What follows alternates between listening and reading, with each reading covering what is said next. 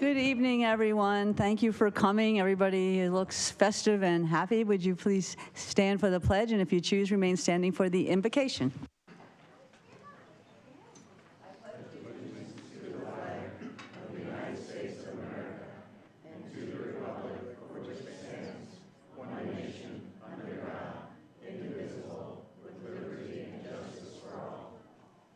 Thank you. Pastor Bobby Brewer from Reigning Grace Ranch Church. Hi.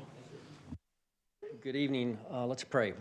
Heavenly Father, thank you so much for our mayor and our council members. And Lord, we thank you for the sacrifices they have made for friends and family, for business, to serve this town. And we thank you for all that you've done in Fountain Hills throughout 23, all the great events to establish community. We thank you for the protection you've provided. And we pray that you continue to bless our first responders, Lord. And we pray that we can get some rest over the next couple of weeks as well. And I pray that our town council can enter 24 with fresh wind to ourselves. And Lord, bless them with wisdom and guidance. And Lord, we also, this time of year, remember another small town, Bethlehem. And we thank you, Lord, for the salvation you offer, the grace you offer to all who are willing to receive it. We love you, Lord. In Jesus' name, amen.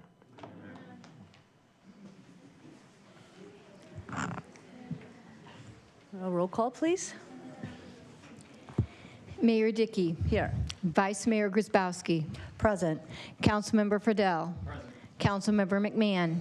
Here. Councilmember Calavianakis. Here. Councilmember Toth. Present. Councilmember Skillicorn. Here. Anyone wishing to address the council regarding items listed on the agenda or under call to the public should fill out a request to comment card located in the back of the council chambers and hand it to the town clerk prior to consideration of that agenda item. When your name is called, please approach the podium, speak into the microphone, and state your name for the public record. Please limit your comments to 3 minutes. It is the policy of the mayor and council to not comment on items brought forth under call to the public. However, staff can be directed to report back to the council at a future date or to schedule items raised for a future council agenda. Thank you so much. We will start with our reports by town manager and our council members. Rachel? Thank you, Mayor. Just a few quick updates.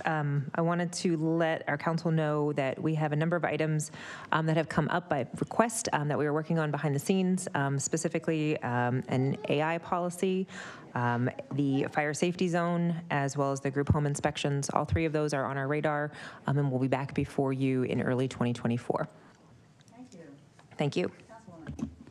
Thank you, Mayor. I don't have a report tonight, but Merry Christmas, Fountain Hills. It's been a busy few weeks, and we have a lot of stuff going on today. So for the sake of time, I'm just going to say that today is my favorite day of the month. I know you guys are all tired of hearing it, but there's quite a few out there that haven't heard this yet. I love Stellar Student Day. I am so excited to see you guys here. After you're done getting your certificates, the mayor is going to give you permission to leave if you would like to, but I'm going to remind you that it's not necessary if you want to stay. It's kind of fun and a nerdy way to stick around and see what we've got to offer here. Thank you. Thank you, Mayor. Merry Christmas to everybody. Short summary tonight. I did attend the Regional Domestic Violence Council meeting, and we are working on a slew of things for teen dating violence coming up right after, that month will be coming up right after the first of the year. So that's all I have. Thank you. Good evening, everybody. Merry Christmas and happy holidays. I attended the menorah lighting with Vice Mayor Sharon, and she did a great job. It was a very nice ceremony, and there were a lot of people there. And also, I attended the community band event, and that was also really, really nice. Beautiful Christmas music and very, very festive. So everybody have a happy holiday. Thank you, Ms. Mayor. Hi, everybody. Welcome to the people online, and welcome to the people on YouTube, and of course the people here live. I did have a chance to attend the Commemorative Air Force Museum tribute to the Pearl Harbor Day on December 6th, where Mayor Giles of Mesa was there, gave the keynote speech. It was quite a remarkable ceremony, and we repatriated a part of the USS Arizona bulkhead to that museum, and so it was quite an interesting and beautiful service. The mayor was was quite choked up the whole ceremony. There wasn't a dry eye in the house.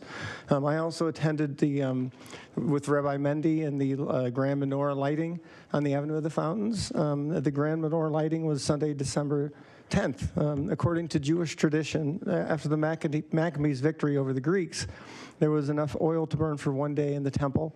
Miraculously, the oil burned for 8 days. Lighting the Hanukkah menorah commemorates this miracle. It was an honor and it was a privilege to be a part of this time-honored Jewish tradition in a year that anti-Semitism has been rekindled and hatred has returned fiercely to mankind. I can say on that special day that we were all united in our love for the Jewish people, and we hope for their continued prosperity and safety. Lastly is, it actually started a year ago when I met with council members O.D. Harris and Christine Ellis and the mayor of Chandler, Kevin Harkey, and we discussed talking about maybe doing a little more for MLK Day this year. And so based on that meeting, I went to the mayor, and she was very, very gracious. And she said, Brenda, anything that we can do to commemorate that beautiful holiday, we're all in. And so I did contact staff. I contacted our town manager, who went to work on that with our town staff. And we came up with just a really wonderful program this year. You might have seen it online. We have a poetry contest. It's the Martin Luther King Jr. Day Poetry Contest, grades 3 through 12. The submissions are due by the 8th. The town of Fountain Hills invites students attending the school residing in Fountain Hills, grades 3 through 12, to participate. This poetry competition will bring together voices of the local youth with their reflections on MLK's legacy. And there'll be 3 awards of $150 for 3rd to 5th grade, 6th to 8th grade, and 9th to 12th grade. And so that's a very special thing. It's going to be being rolled out. It's already on social media. Just to say why this is so important, in the history of mankind, change was usually done through an injustice was met with war and violence to enact change. Significantly, Dr. King promoted the adoption of nonviolent resistance to achieve equal rights for Black Americans in our country. Dr. King spoke of the shameful condition of the United States defaulting on the promissory note of guaranteeing unalienable rights of life, liberty, and the pursuit of happiness insofar as her citizens of color were concerned. There is nothing, according to Dr. King, and I'm quoting, there is nothing greater in all the world than freedom. It's worth going to jail for, it's worth losing a job for, it's worth dying for. My friends, go out this evening determined to achieve this freedom which God wants all of his children to have. Dr. King famously said, I have a dream that my 4 little children will one day live in a nation where they will not be judged by the color of their skin, but they will be judged by the content of their character that will live on through the ages. And so he changed the world forever. And we must teach these lessons to our children in this generation and for the next generations. And that's why this is so important, because the kids have to know the legacy of Dr. King and what he achieved through nonviolence and changing the country that he lived in. And so that's all I have for you today. Thank you, Ms. Mayor. Thank you, Rachel, for helping with this promotion. It's great. Thank you, Madam Mayor. Hello, Fountain Hills. Just a couple of little brief things. I was able to attend a couple ribbon cuttings. I was able to attend the Future of Arizona Speaker Series. Last week, the speaker was Senate President Warren Peterson. And there was quite a few activities. Obviously, the month of December, we had Hanukkah, we had a lot of Christmas celebrations, so there's quite a lot going on. But a lot of this proves that Fountain Hills is open for business. Thank you. Yeah, there were a lot of things going on, but I'll just say the one thing I did was we have a Arizona Mayor's Education Roundtable. We had a session with what's called Jobs for Arizona's Graduate. They call it JAG. They help students stay in school and acquire leadership, academic, and vocational skills so that they can be successful after graduation. I also had my meeting with Dr. Kane Jagodzinski, and with all you kids here, it was really nice. I'm glad that you're here when we talk about education. So it is time for our stellar students, and the way we do this is I read about each child up here. When I say your name, you come on up, And Angela has the certificates for you. And then if you would line up in front of the podium here, and there's 8 kids, and then we can take a picture when we're all done. So we're going to start with our Little Falcons preschool. And our first student is Mary Guest. Is Mary here? Mary? Ah, hi. Oh, so sparkly. This is Mary's first year in preschool, and she's shown a lot of growth over all these months. She's developing strong social, emotional skills. Mary's enthusiastic about learning new things and works sincerely on every task. Mary has a wonderful vocabulary and enjoys answering questions. That's Mary from Little Falcons Preschool. Our next Little Falcon is Jackson Lanefeld. Is Jackson here? Jackson, yeah, I see you. Someone can come up with you, honey. Jackson always demonstrates kindness and empathy toward his peers and teachers. He consistently has good manners, follows classroom rules and routines, and sets a very good example for others. He has a positive attitude, and he's kind and respectful to everyone in the classroom. Jackson. We go to McDowell Mountain Elementary. We have Anna Conchas. Is it Michelle? Anna? Hey, come on up. Anna is a very pleasant student to have in class, as she always brings a positive attitude and a smile to brighten up everyone's day. She participates, listens, and works hard in class with maximum effort and tremendous character. She's one of the most respectful, polite, and genuine students I've ever had the honors of teaching. Wow. She's a quick learner at Falcon Fitness, and she's always participating with excellent sportsmanship, and the other students love to have her in their class and on their team. Anna is the epitome of what excellent character looks like in a student, and she's always willing to do the little things to go that extra mile, like cleaning up after class at the end of the day. She's a joy to have in class, and I'm happy to honor her as a stellar student. Anna. Our next student from McDowell is Travis Oslin. Is Travis here? Come on up, Travis. Travis has continued to set the example of a stellar student throughout the duration of the school year so far and is more than deserving of this award. Travis exemplifies terrific character, leadership, listening, and initiative. Aside from being one of the most impressive athletes in the town, Travis is the first to encourage his peers and explain rules or techniques to others in every sport and activity during Falcon Fitness. He pushes his peers and teammates to bring out their full potential and continues to display a hard, determined work ethic to sharpen his skills in every sport. Travis always comes in and leaves class with the utmost respect and will follow directions thoroughly. I look forward to having Travis in class and seeing him grow as both a student and an athlete, and he holds a high ceiling in both academics and athletics. Travis. Wow. These are great. Bella Monter, is Bella here? Come on up, Bella. It's Fountain Hills Middle School. Bella is an amazing choice for stellar students. She dedicates time and energy to her education and has maintained very high GPA. She's compassionate and considerate of her peers and the staff of the middle school. As an 8th grader, she's in high school algebra class and year-long Spanish. Bella was part of the middle school volleyball team in the fall. Her coach said this: Bella is very coachable and works hard on the court.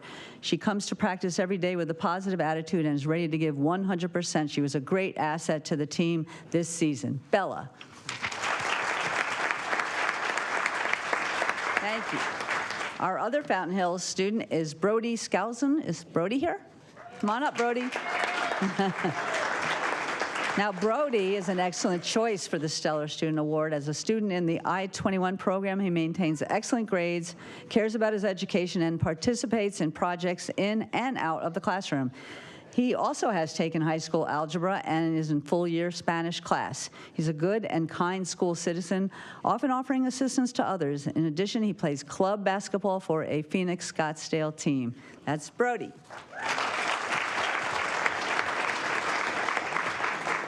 Now we'll move on to the high school. Kinsey Schauneman. Is Kinsey here? Come on up. Kinsey is always striving to do so well academically. She helps her peers, especially in anatomy, so they can thrive as well.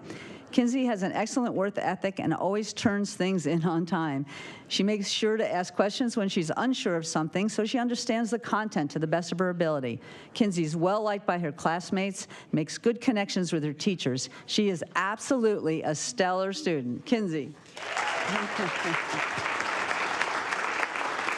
And our last student from Fountain Hills High is Jackson Montard. Maybe that's someone's brother here. Come on up. Jackson is a very dependable student. He's also always the first to jump up to answer a question and is someone you can count on to participate in class. He walks in the door, greets his teachers immediately, and works on building those connections with not only his teachers, but his peers. He's well liked by his classmates. Jackson is a student who always volunteers to help me in the classroom, which is so appreciated. That's Jackson.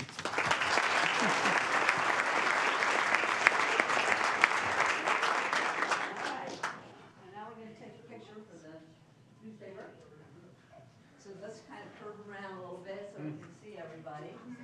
I'll be the short one here. Look at the cameras, honey.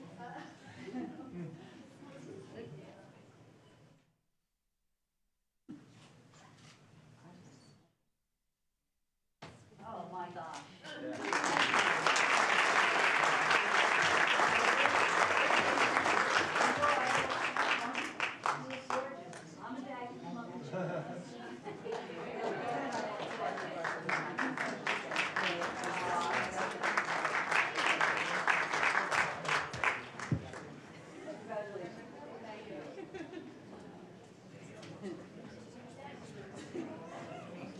Give him credit. He was crying the whole time, but he did.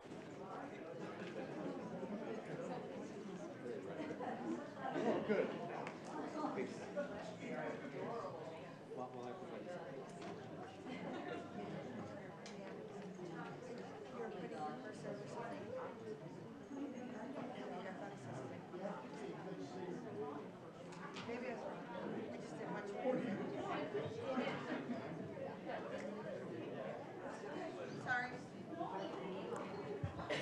Thanks, everyone.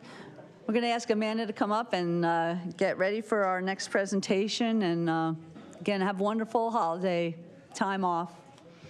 Take care.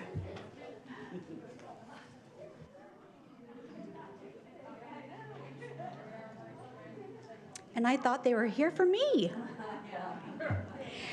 Madam Mayor, members of council, traditionally, I am before you providing a quarterly report. Depending on perception, the last few months, there's been a long agenda, or maybe it's been short, but lengthy topics.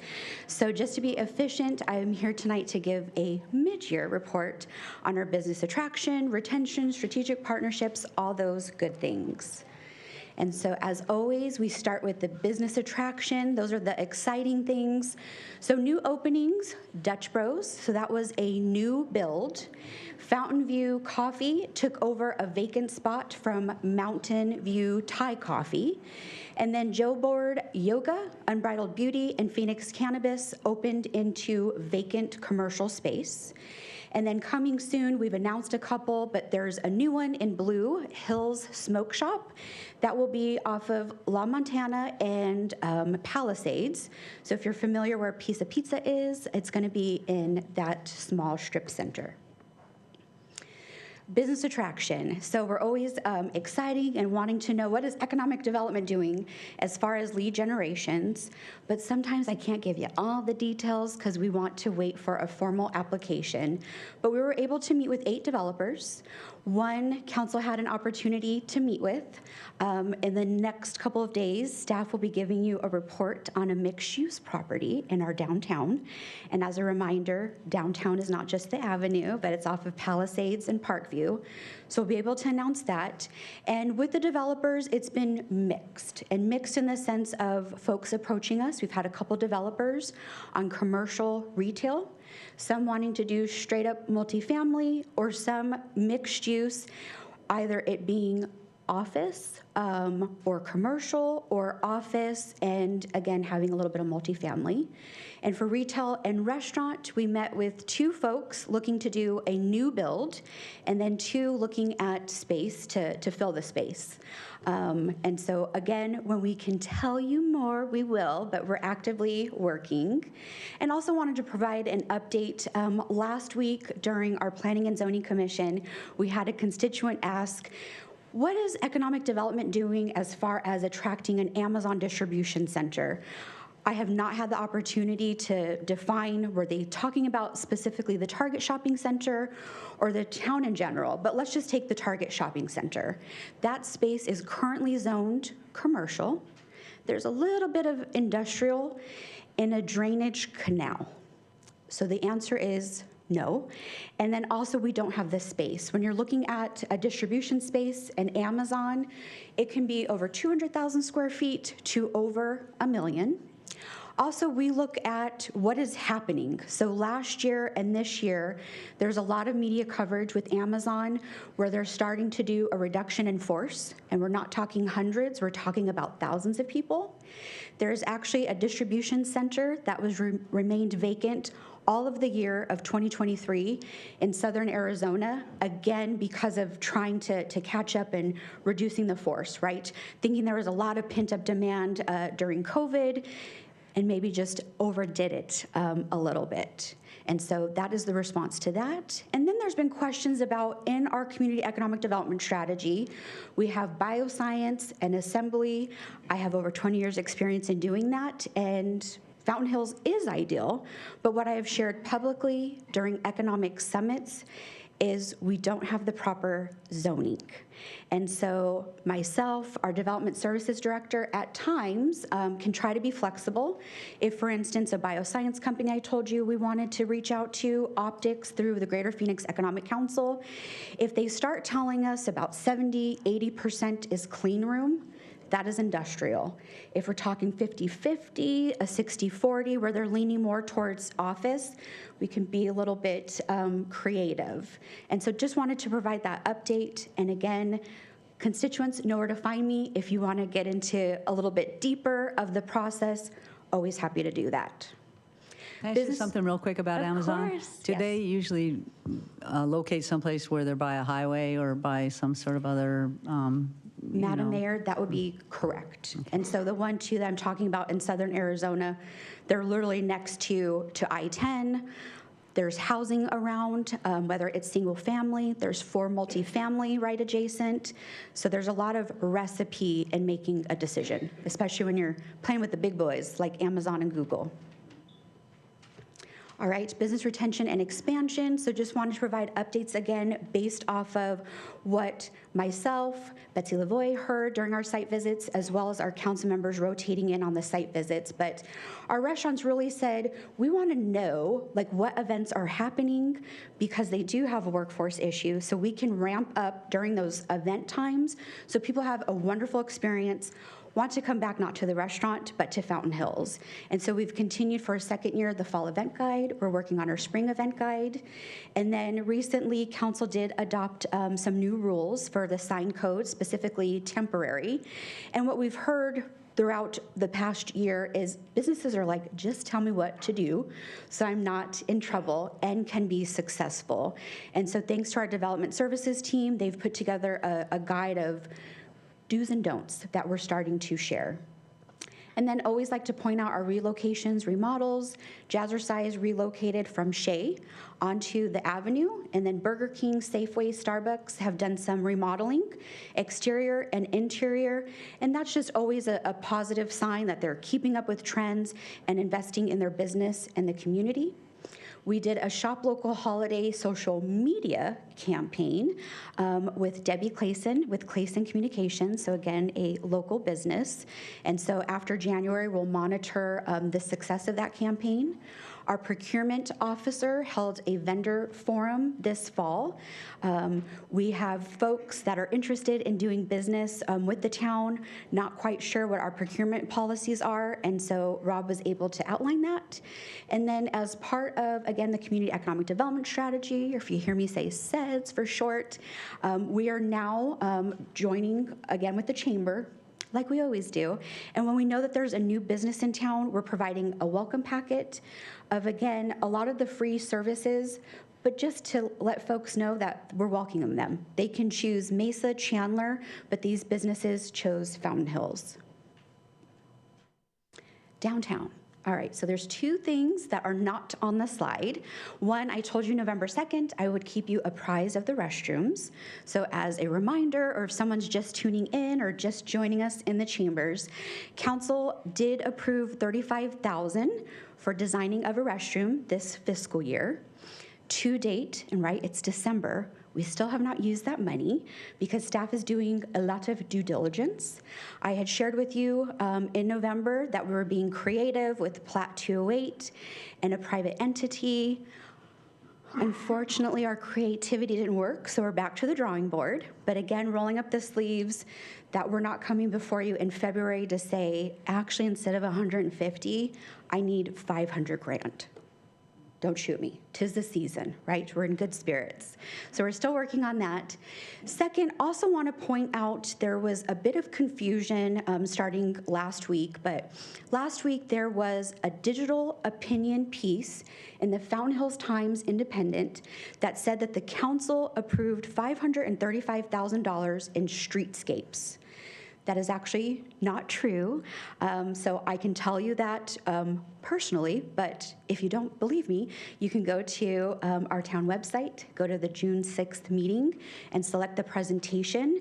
But I was before you during a workshop just trying to get a vibe of what the council wanted to do, price point, provided different options, A through D, and we were a bit split. And I said, if I didn't get consent, I was happy to remove it. And so after that meeting, I went to Manager Goodwin and CFO Pock and asked them to remove it. I didn't want to play the games of bringing it back to you, forcing you to make a decision in December or January. So again, that has been removed. And just wanted to make that publicly because our businesses and residents were confused. All right, so getting to what's on here.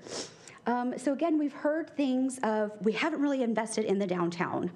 I'm still, when I can, play the new girl card, been here over a year and a half, but we've joined forces, economic development, development services, community services, public works, and since 2014, the town has actually invested $6.6 million into the Avenue district specifically. Again, there's business districts, there's other districts, but just wanted to point that out, and I think was eye-opening, not just internally for council, but for the public. Last year when I joined the town, there is actually a statewide movement of trying to get all the cities and towns together that are either starting a downtown, maybe are a bit advanced, and some folks belong to the International Downtown Association.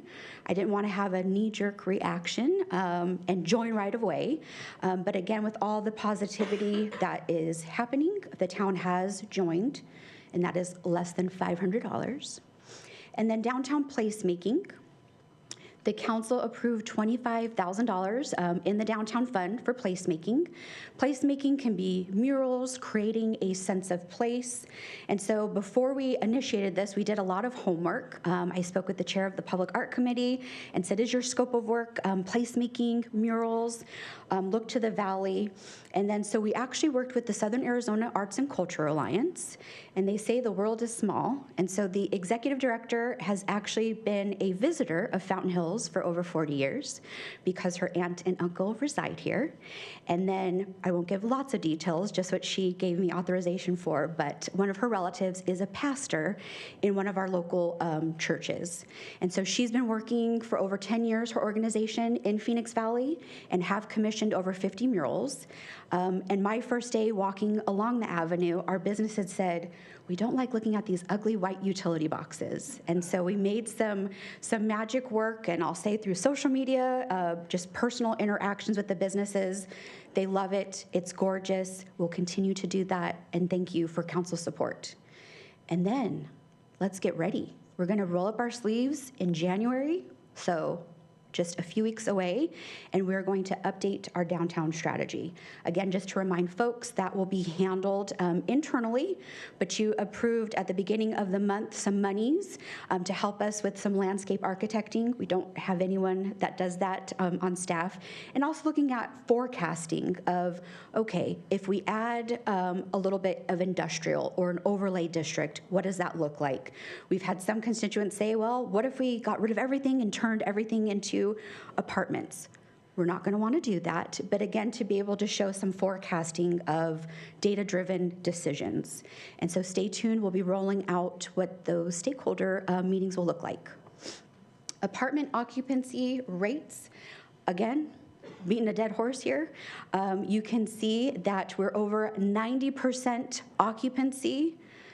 It's a supply-demand issue. When you're in that 90+ percentile, people who want to move here cannot move here because there's not options. There's either one option, two option, not a lot of availability. Over the last couple of weeks, there's been a lot of inquiry into how many apartments do we have, how many are in the pipeline, and so letting council and the public know that staff is working on that, looking at land uses, again, pipeline, and some of the pipeline finding out that, yes, council may have approved that, but where are they at in the development process? Have they even reached the building permit process? And then to know some of them are 5 units, and we'll go back to Gunsight that has 9. After they receive their certificate of occupancy, a C of O, within 2 months, full. There is a demand. And so we'll provide more information and see to how we want to articulate that with the public. Amanda, the Four Peaks one, so those are condos, and I know that there's been some entity buying them up and I think trying to change them all into apartments, but there are still people that want to stay there and own. So does that 80%, is that reflecting of the units that are for rent? Because it's kind of in flux. So Madam Mayor, that is correct. So thank you, because usually I point that out. So with this one, it's always 80%. It could be a little bit lower because some have been purchased and some are for rent. And then so we'll investigate further what you're also mentioning of either converting more. We can research that I'm not familiar with. Okay, I'll talk to you about it because it's something that some people don't, that are there. Well, we'll talk about it. Thanks. Okay, you're welcome. And then vacancy rate, existing buildings. So I asked you to look at the first vacancy rate column. Again, it looks like the little keynotes below got messed up. But, so again, this is using CoStar software, just for transparency, that this is what it is demonstrating to us, that we only have 14.4 for office, 7.1 for retail. That is not true. And so we continue to struggle. Some of our commercial brokers are not letting us know about vacancies, which again, as staff, it's a struggle because one, we're having to go, which is a little bit of a waste of time. And then two, over the last couple of months, we're having people contact us, developers or tenants of developers saying that they're interested. And so we're wanting to be able to quickly say, this is the perfect match, but we don't have that. So we're having to do our own due diligence. So I won't go through the first quarter, we'll just skip to the second quarter. And so comparing, again, the manual and what is being populated. So office has reduced to 26.7. Industrial has increased a little bit. So again, off of laser and technology, some spaces have popped up, so that's 11.8%. And then retail, just a small decrease of 19.3. But again, that is the explanation for that table.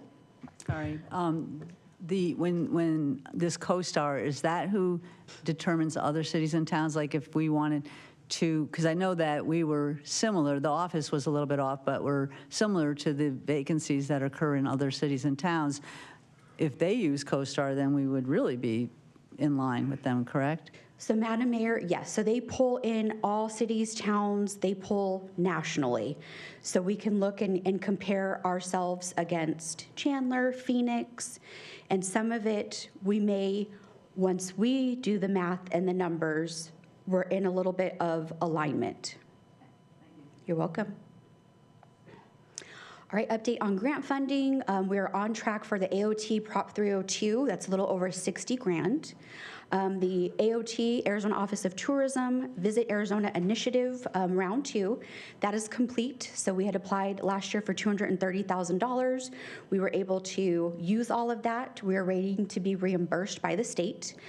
In the summer, we were told that Governor Hobbs was going to continue this program that was started by Governor Ducey. We were informed a couple of weeks ago that unfortunately they will not be continuing it.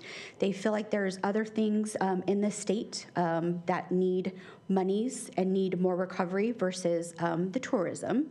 And so this again too kind of points out what I said in November from an economic development standpoint, to not continue to rely on grant funding, that if we want to market our town, let's invest in it. And again, I told you July 1 last year for economic development, I had a zero budget. But thank you, we at least got 15. We were able to reinstate that, but I will be asking for more, and I warned you that in November. And so Fort McDowell, Yavapai Nation, we applied. Unfortunately, we did not receive any funding. And then Salt River Pima Maricopa Indian Community, we did receive $50,000. Traditionally, we've been receiving $30K, and again, it's like it doesn't hurt to ask for a little bit more. So we asked for $50K, received that, and 100% of that will go towards the Music Fest. Marketing, so our marketing is hitting to business retention. It's going to help with attraction. But I told you last year we started a blog feature on the Experience Fountain Hills website. And again, we've been contracting with Clayson Communications. Debbie Clayson is assisting us with that, and we'll continue to monitor. We also needed fresh content when it came to photos, and our businesses are loving that. They're like, we haven't seen economic development or community relations, and you're coming in and taking pictures, and what are you doing with that? And so sharing that that's on our economic development website, the Experience website, it will be on social media, and then again in the SEDS Community Economic Development Strategy, we need a more robust economic development marketing brochure. We've done print media in Experience AZ, Phoenix Magazine, and again too, we've been able to go in and we're working with Daylight Films, another local business, Andrew Day. So going in and it's, hey, we have live music. Why aren't we promoting that? So going into our various restaurants and putting together a full solid piece. We've got shopping, we've got boutique shopping. So compiling all that into one and being able to push that message out. Partnerships, there are a ton, but as always, we'll only highlight a couple, but want to highlight Fountain Hills Dark Sky Discovery Center. They were able to announce that in the beginning of the year, somewhere March, April, that they will be breaking ground on the Dark Sky Discovery Center, and super excited. I know the whole community is excited about that. And then myself, the mayor, vice mayor, at times get to monthly meet with the Greater Phoenix Economic Council as directors or mayors and supervisors. And again, a lot of the stuff we're reporting, what is nice, it's consistent with what they're seeing regionally and nationally. They were able to attract about 5 companies to the state. And what was fascinating, I had shared with the mayor and vice mayor, is it was over 20,000 square feet all the way to 300,000 square feet. And obviously, 300,000 square feet is not going in Fountain Hills. So trying to be competitive with the market. And then the average salary that they're seeing is below $70,000. And then they're also really puzzled that we haven't started really returning when it comes to the office. That talking to healthcare or call centers, if there's that large component of customer service, that it's been a benefit for employees, it helps recruit employees, and so a lot of those positions are remaining remote. So just wanted to share that. I think we have 2 more slides. Thanks for hanging in. So tourism, we remain at 63.8. You'll see our work is really paying off when you look at the social media and the Experience Fountain Hills website increase. We started adding my last update, looking at the live feed, so people are watching us, watching the fountain.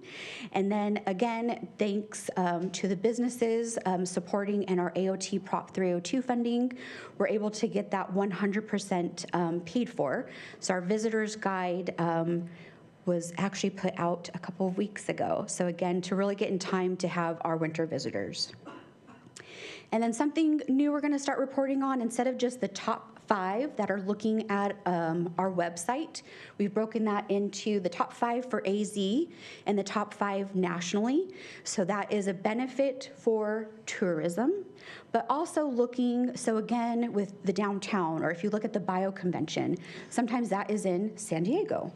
And so again, can it not just be tourism or not just attending a conference, but also talking to businesses to recruit them? So if we're already gonna be there for 3 to 5 days, let's look at the conference schedule. What can we wiggle in there, or talk to Manager Goodwin and say, I need an extra day, because we're trying to recruit people to Fountain Hills. So again, the data is powerful. With that, Madam Mayor, and then before I forget, happy holidays, Merry Christmas, Happy Hanukkah. What questions can I answer? Thank you, Mayor. You mentioned CoStar, and that's our data analyst. And I would be careful comparing us to Chandler, because I think they have like 10 times the population, and they have 2,700 brick and mortar businesses. That wouldn't really stack up with us, I don't think. So when we're using that as a comparison, we're able to drill down and get cities more along our line, right? That is correct. So Madam Mayor, council member, I just threw that out of just different cities. But yeah, we try to do a little bit of apples to apples. Thank you. You're welcome. Thank you, Ms. Mayor. Thank you for your report. You're welcome. When it comes to tourism, I know that Adaro has been in the news lately. Is there anything you can fill us in on, or have you been in touch with the people up there and what's going on? So, Madam Mayor, Councilmember Calavianakis, I have not at this time. So there's nothing I can report on that.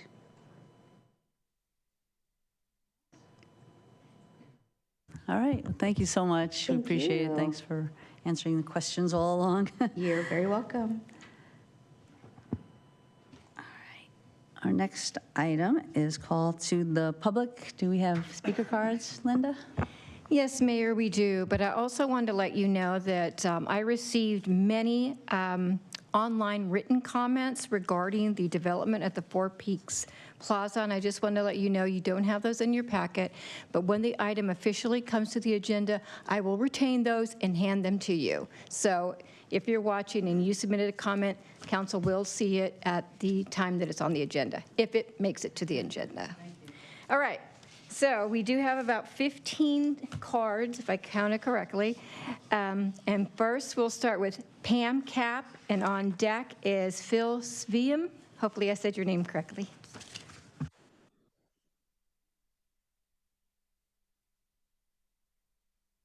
Did not bring my book this time, so I promise I won't turn anything on. Good evening, Madam Mayor, council members. My name is Pam Cap. I've resided here in Fountain Hills now for 8 years. Fountain Hills needs affordable housing, and it needs an identity that is not restrictive or only for rich white folks. According to several articles published on the Arizona Builders Exchange, Fountain Hills has a reputation as being one of the most difficult communities for commercial businesses to build in. How does this help us? Our Economic Development Director, Amanda Jacobs, and her team are doing an outstanding job identifying development possibilities. She has presented this council with recommendations that will increase revenues for our town. One of them is affordable housing. This is the potential of bringing people closer to jobs here in Fountain Hills. Remember all those folks complaining about restaurants being closed because of staff shortages? This could be one solution to that problem. This will put more butts in the seats, as our economic director has said in the past, and it will also keep our target here.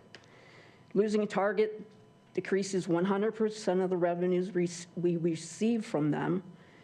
How does that help our community's improvement budgets? Infrastructure will suffer even more. This plan will increase revenues by $500,000. That can fix some roads. That will help Fountain Hills.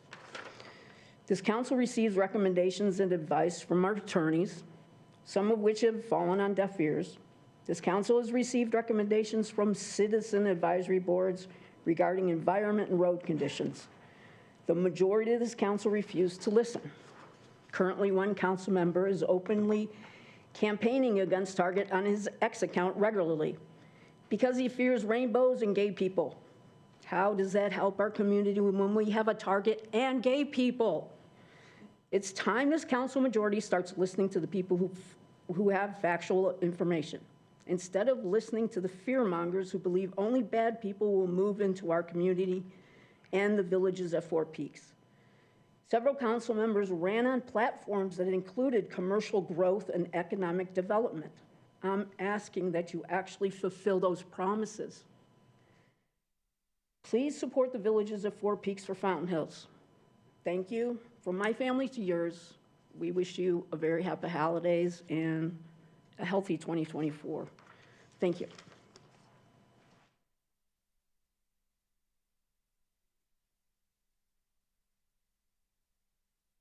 Good evening. My name is Phil Sveum. Owned property in Fountain Hills off and on since 2006. My wife and I became permanent residents a little over a year ago. I watched the Planning Commission meeting regarding the target development, all 4 hours. It was interesting. I think the project, I agree with everything but the previous speaker talked about with development, bringing more people into the community. But specifically, the logistics of this, of what Sandor is planning to do is very intriguing.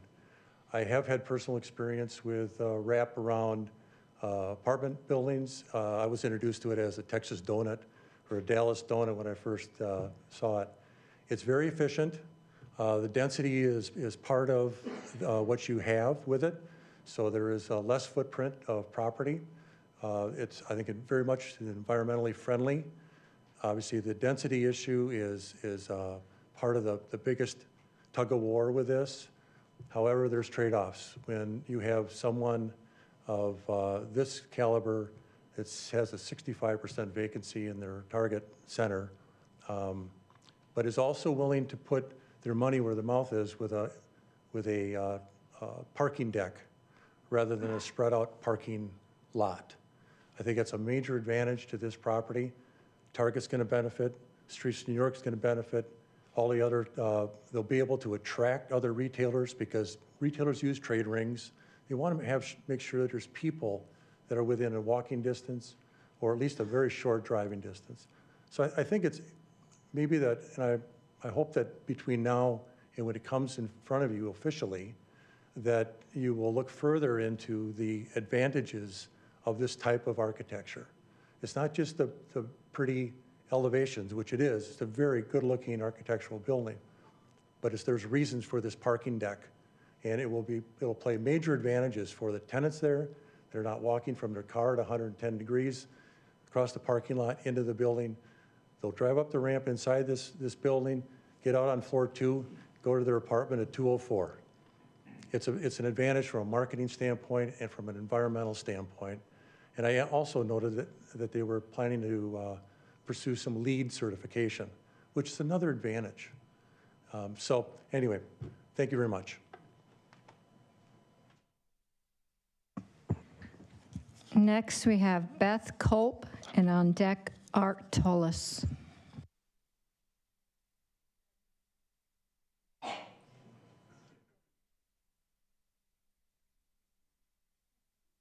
Good evening. I have a prop. I have actually 2 props. It's me. There she is. Vanna White. 9. Okay, first of all, I'll just give you a nod when we put that up. Hi, my name is Beth Culp, and I've been a resident of Fountain Hills for 6 years. The Code of Ethics obligates every member of this body to safeguard public confidence by being fair, caring, honest, and respectful. The code also obligates every member of this body to avoid derogatory language and to refrain from making disparaging remarks. Since taking office, Councilman Skillicorn, has repeatedly used derogatory and disparaging language in referring to members of the transgender community by posting and reposting content referring to them as pedophiles, groomers, and trannies. He has repeatedly exhibited his disrespect. Crime statistics establish that transgender people are at risk. Murders of transgender people have more than doubled in the past few years. It is unthinkable to me that an elected official would deliberately target this vulnerable group, a group that includes not only his constituents, but also people he actually knows. Last month, Mr. Skillicorn posted a link to an animation titled Matt Walsh, Thanksgiving. The annotation is intended to serve as an allegory. It's Thanksgiving, and a turkey is attempted to avoid being killed and eaten by disguising itself as a human. The disguised turkey is seated at the table with 7 bearded white men. When the host of the event, Matt, announces that the celebration must be canceled because the turkey cannot be found. As the guests express their disappointment, Matt stares at the disguised turkey and says, "I can't help but feel a sneaking suspicion that you might be a turkey." The turkey insists that it is a human being and not a turkey. Matt asks, "So what is a turkey?" The turkey responds, "A turkey is anyone who identifies as a turkey." Matt then asks, "Does a turkey have a pecker?" The turkey, now clearly agitated, says, "I don't understand why you're so fixated with biology," and goes on to state, "Not every turkey is assigned turkey at birth."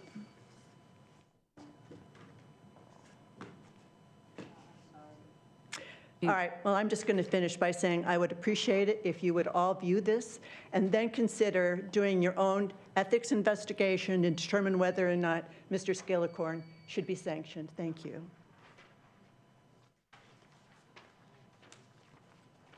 Oh, and I will post the ending prop that I had, which shows the murdered turkey.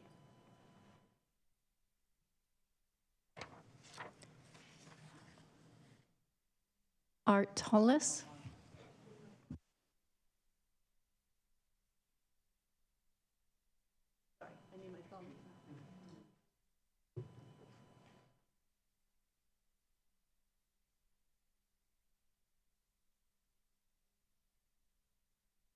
Good evening, Mayor, Council. Art Tullis, Fountain Hills. Do I state my, I don't state my address, no? No, I didn't think so. I'm here to speak to you in regards to the Four Peaks project and the, in my support of this, I painfully listened to 4+ hours of the P&Z meeting online, and I understand a lot of the controversy, a lot of concerns. I see both sides in regards to what we want for this community or what the constituents would like to see in this community. But I would tell you, every project that, when I was on the council, had controversy. Well, every one of them. And I can go down the list. But even before me, thinking back to the Four Peaks apartments, when Mayor Jerry Miles was the mayor, that was incredibly controversial. And it ultimately was built and became successful and provided housing and ultimately created more vitality within that Safeway area. If you look at the Pillar project that is now Pillar, was previously a different name, that's provided housing, and there was controversy there. I remember sitting on the council and one of the council members concerned about the parking. Same conversation that's really happening with right now with the Four Peaks. And I said at the meeting, I have to go back to the meeting and say exactly what I said, but the controversy, it wasn't about the parking. It was about killing the project.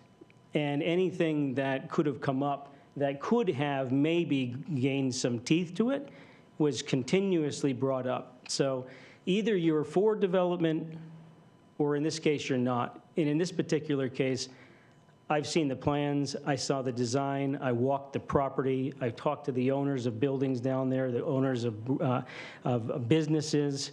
I believe that if the information is correct, there's likely going to be a freestanding Starbucks down there at some point after potentially this is built, or even maybe simultaneously. Okay, don't quote me, but these are things that I'm hearing, and that would be adjacent to the Bank of America building, is what I'm hearing. Okay, so there's a lot of improvements to that project, and I think that ultimately it would be incredibly successful. I don't like to hear the debate about we need affordable housing, or we need housing. We need people that can choose to live in an apartment complex similar to this. And the pricing of these apartment complexes, it goes back to the same argument that we had with the downtown. And the downtown as to the affordability and bringing people to the downtown. This downtown is more vibrant now because of the development that's happened over the last 10 years than it would have ever been. And hopefully we're going to continue to finish this out in the downtown area as well. So I would encourage you to make sure it gets on the agenda, to openly discuss this and debate it as a council, and take into considerations how our town is funded and where the growth of this community needs to be. That area for the apartments is perfect. And the complex and the developer, I think it's a win-win for the community. So I encourage you to move forward, put it on the council, and pass this. Thank you. Next, we have Clayton Corey, and on deck, Crystal Kavanaugh.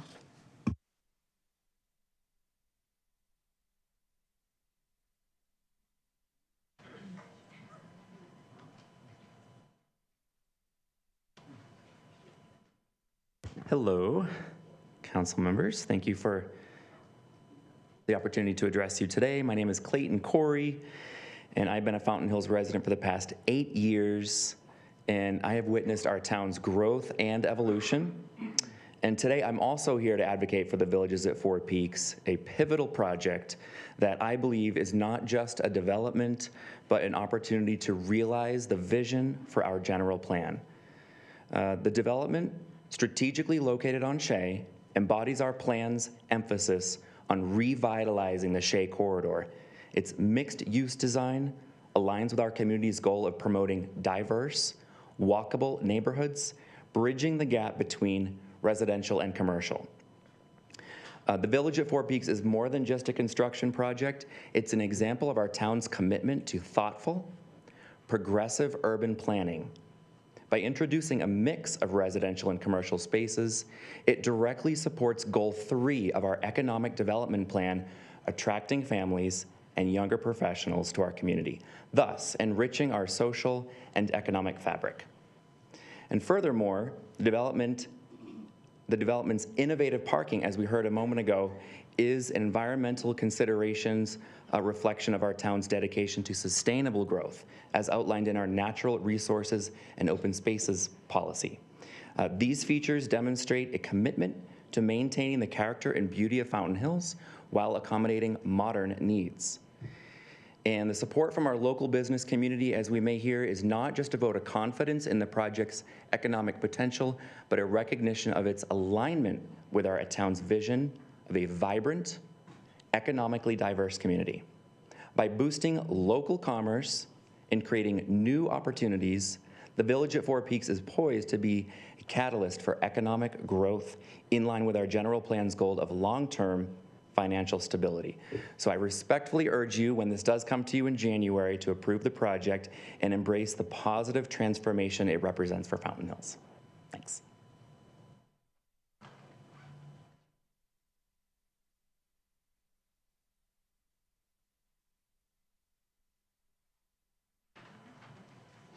Good evening, Fountain Hills resident Crystal Kavanaugh. The magnitude of this upcoming rezone request goes well beyond our highest R5 zoning density by about 100 units, while at the same time being short on the required parking spaces. The 316 units, starting at 760 square feet, will likely be rented by retirees and part-time residents. Why would the Chamber of Commerce and the Economic Development team so quickly get behind such a high-density project that won't feed the schools with children and likely not help local businesses by being so close to Scottsdale? And the public is only recently hearing of the project details, even though the development staff and the chamber have been meeting with the developer for months. We need transparency on this. Adding such a high-density project can negatively impact our community resources without offering significant benefits at times. Has our economic development or our chamber gotten assistance in reaching out to existing corporate entities who may wish to relocate to this location? Adding a high-paying corporation would be valuable and may be of interest to the developer too. It's a good location for that, with easy access to the 101 and the 202 and an international airport. And we could do rezoning for that, just as they're asking for this. How is it that our economic development director used words like workforce housing and diverse housing in her description, but then the developer presented these units as luxury?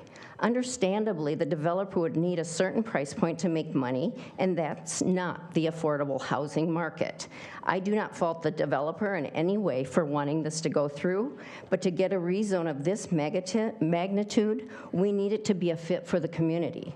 Selective development is important. This would likely be more easily accepted if it was a smaller luxury condominium project, for example. And it was offensive that the chamber equated high-density apartments to vibrancy while mischaracterizing those of us who have serious questions about this project as simply, quote-unquote, opposing everything. Such high-density projects significantly change a small-town environment, which was precisely why many residents chose to purchase here in the first place.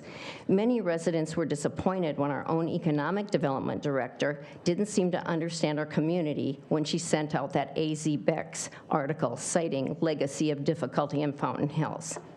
So I urge you to please take the time needed to get our questions thoroughly answered and find the right fit for Fountain Hills when this comes to the agenda. Thank you. Next, we have Betsy Lavoie, and on deck, Pamela Curtis.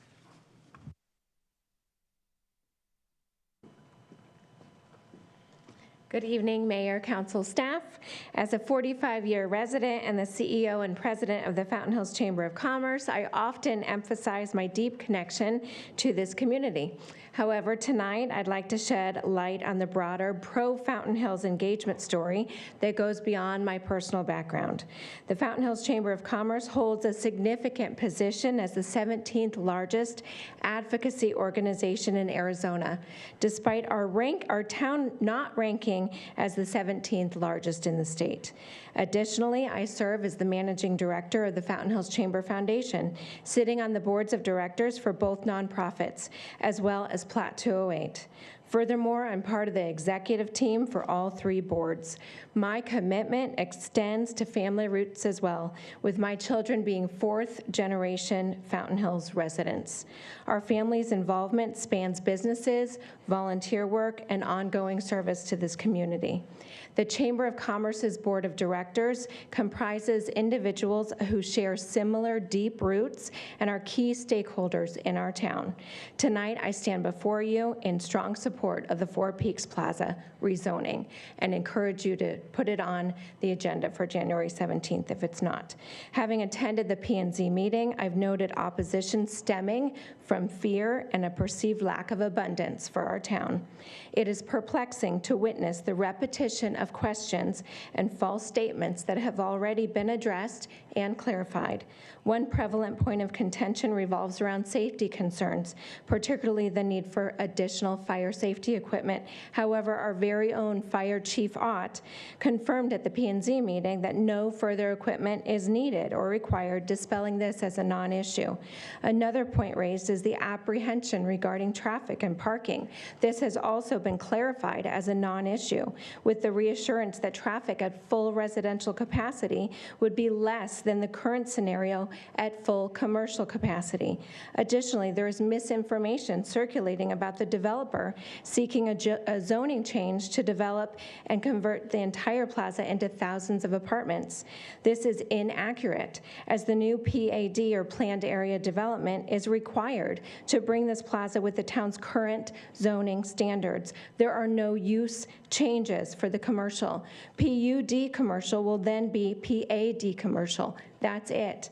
And the only area that will be an allowed use change is the 6.7 acres for the apartments, and that will be a PAD residential, and that's the only area with a use change.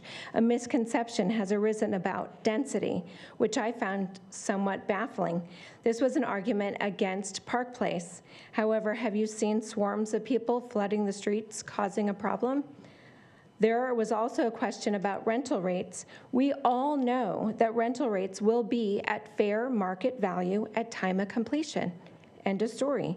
In conclusion, I urge the Town Council to consider the facts and the merits of the Four Peaks Plaza rezoning with an opportunity to redevelop the plaza on our main artery, which will contribute positively to the economy and prosperity of Fountain Hills. And I thank you for your time and thoughtful consideration.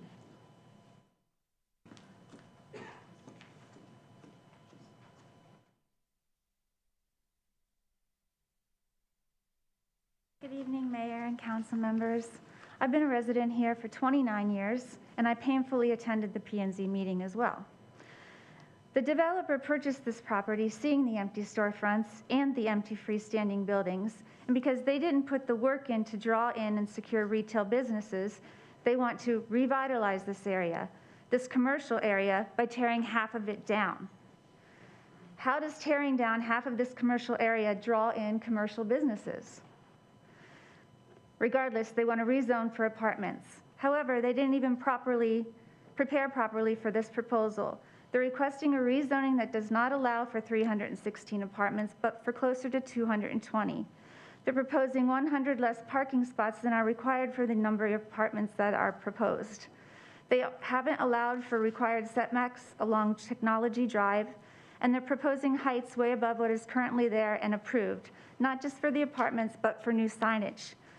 They wish to almost double the size of the sign at Shea and Center, making it, if not the same height as the traffic lights that are there, but maybe even higher. The reasoning being that you cannot see the one at the center, at Center and Shea.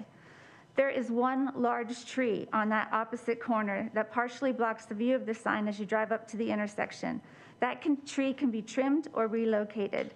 There is no need for a humongous, well-lit sign when the storefronts themselves shine brightly with large red or green lettering, and when people use Google Maps or other apps on their phones or in their cars to locate a store, should they not know exactly where it is. There is a sign of Technology that lets you know the center is there as well. Another like it I would not be opposed to at the other end of the center near the old Blockbuster or Verizon store structures. What we need here are high-quality, good-paying jobs that will attract young people and families that can purchase homes here and stay for decades, like we did.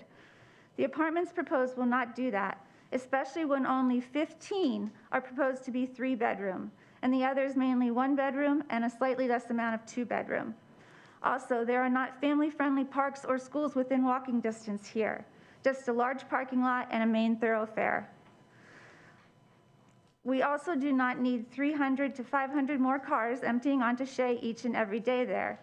When people shop, it's at various times during the day, but people go to work and to school pretty much at the same times each day, adding to the traffic situation on an already increasing thoroughfare there and close to a very busy intersection at Shea and Saguaro Boulevards. This proposal just isn't the right solution.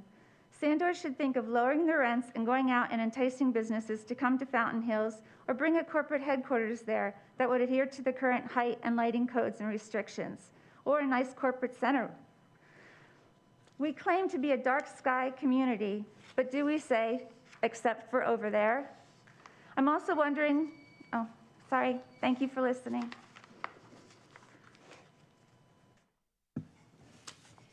Next, we have Barbara Sutterth. Are you still here? Okay.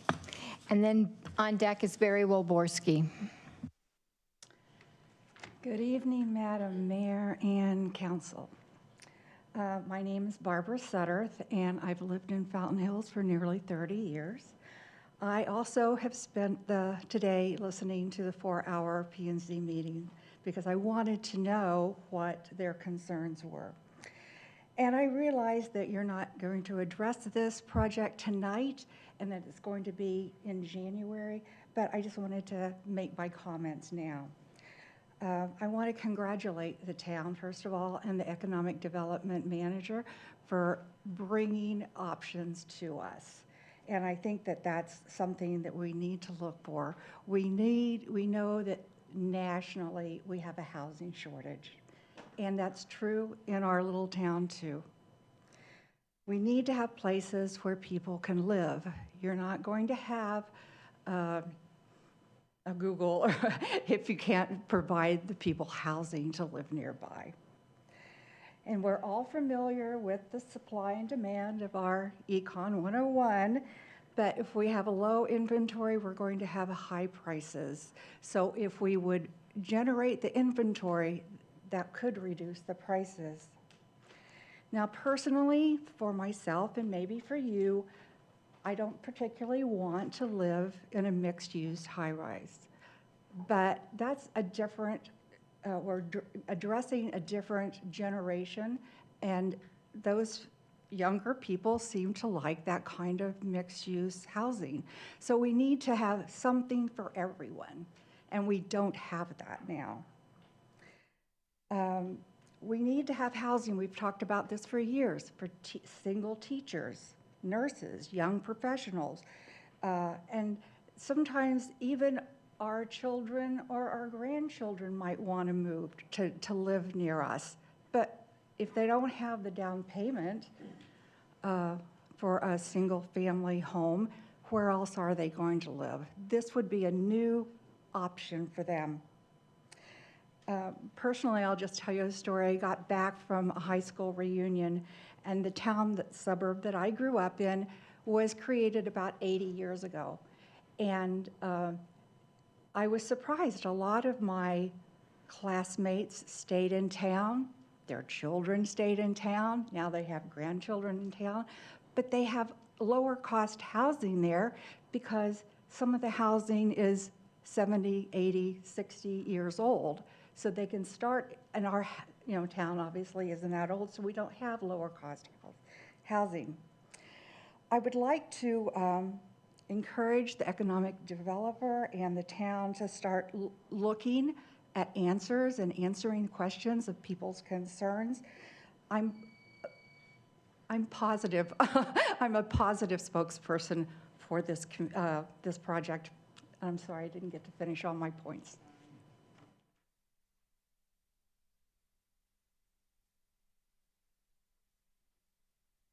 I'm Barry Wolborski, and I'm out of step because I'm not going to talk about the development at all.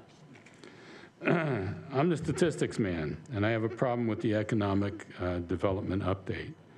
My rule for statistic is and always has been, if it seems unbelievable, probably is. First, the vacancy statistics do not state what they're measuring. Are we measuring vacant buildings, offices, and storefronts? Or are we measuring square feet of vacant property? I don't know.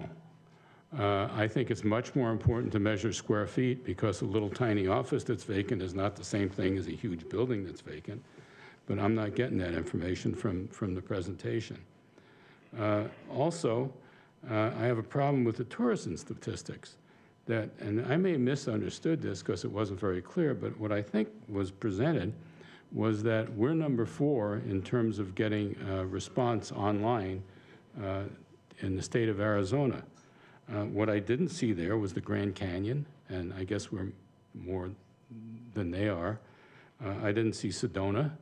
I didn't see Tucson. I didn't see Flagstaff. I have problems with this data. And I say, based on these issues, I don't have much faith in that report. Thank you.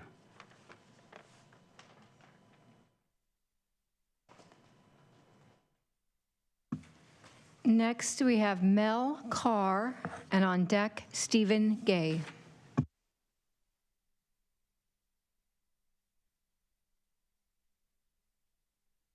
Good evening, Madam Mayor and Council. My name is Mel Carr. I own an executive virtual assistant company, which is 100% woman-led, US-based. So with that said, earlier this year, I was looking to move to Fountain Hills to have a new home and where I work from home. I came to Fountain Hills only to find that there were limited options available, and the options that were available were a little bit older. So that I work from home, I want my home to be nice and modern or have all the options and benefits that I can have, say, in Scottsdale. So with that said, there was nothing for me to choose from Fountain Hills. I paid more in Scottsdale to get what I wanted. So with that said, I do have a number of clients here that we support them so that their company can grow and add to the community. I love supporting community. I love being local, and I'm a proud member of the Chamber of Commerce, so that's why I come to support this Four Peaks project, and I look forward to someday being able to call Fountain Hills my home. Thank you very much.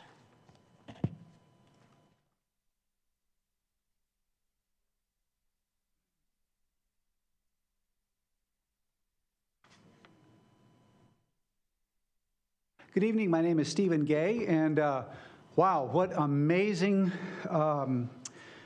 talks we've had by people commenting tonight. This will be my last time at the lectern for a while. I've had a home in Sonoma County, about an hour north of San Francisco, for 10 years now. I have family close by, and they have made increasingly loud, but still mostly civil requests that I go ahead and make the move back there. Well, sorry. Excuse me. Sorry about that.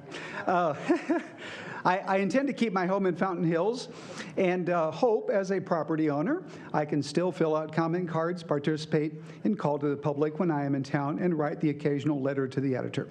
I'd like to commend everyone on and off the dais who worked so hard to keep our town running, especially Captain Kratzer back there, who remained standing the entire evening at every meeting.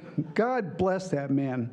And let's not forget Bob Burns of the Fountain Hills Times-Independent, who sits inconspicuously at his desk, accurately reporting on the driest subject matter every 2 weeks, while also keeping our town officials and employees accountable.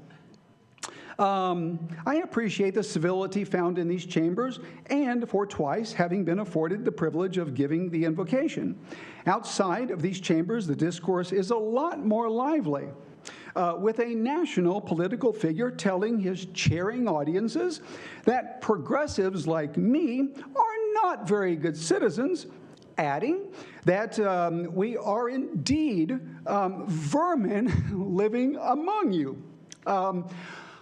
Oh, great. Now Fountain Hills has a vermin problem. What's that going to cost us?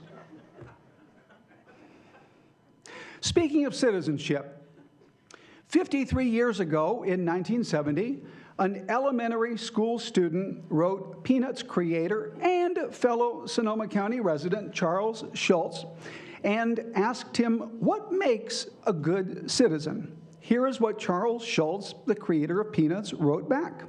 Dear Joel, I think it's more difficult these days to define what makes a good citizen than it has ever been before. Certainly, all any of us can do is follow our own conscience and retain faith in our democracy. Sometimes it is the very people who cry out the loudest in favor of getting back to what they call American virtues who lack this faith in our country. I believe that our greatest strength lies always in the protection of our smallest minorities. Well, that's the letter. If you ask me, it's a great definition worthy of consideration by all of us. Thank you.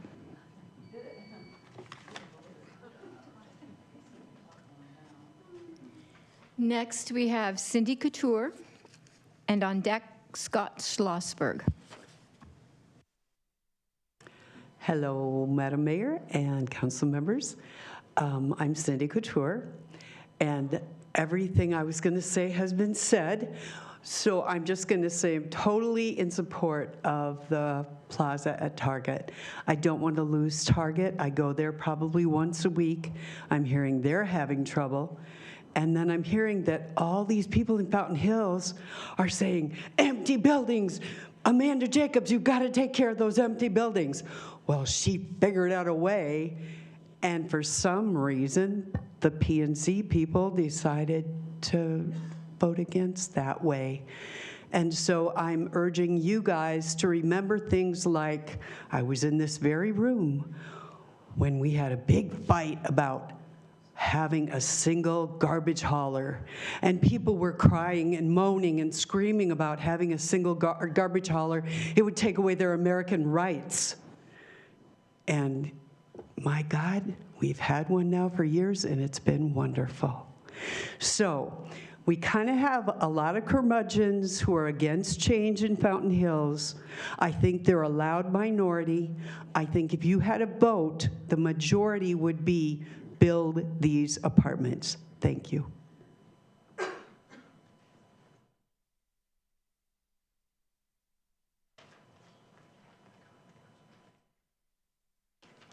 Mayor, council. Scott Schlossberg, I can proudly say now this is my 10th year. I'm a 10-year resident in Fountain Hills. I'm raising my family here. I have a local business in town, which actually happens to be located right across the street from this project, so I'm very familiar with it. I'm also a commissioner on the Planning and Zoning Commission, and I'm a board member of the Fountain Hills Chamber.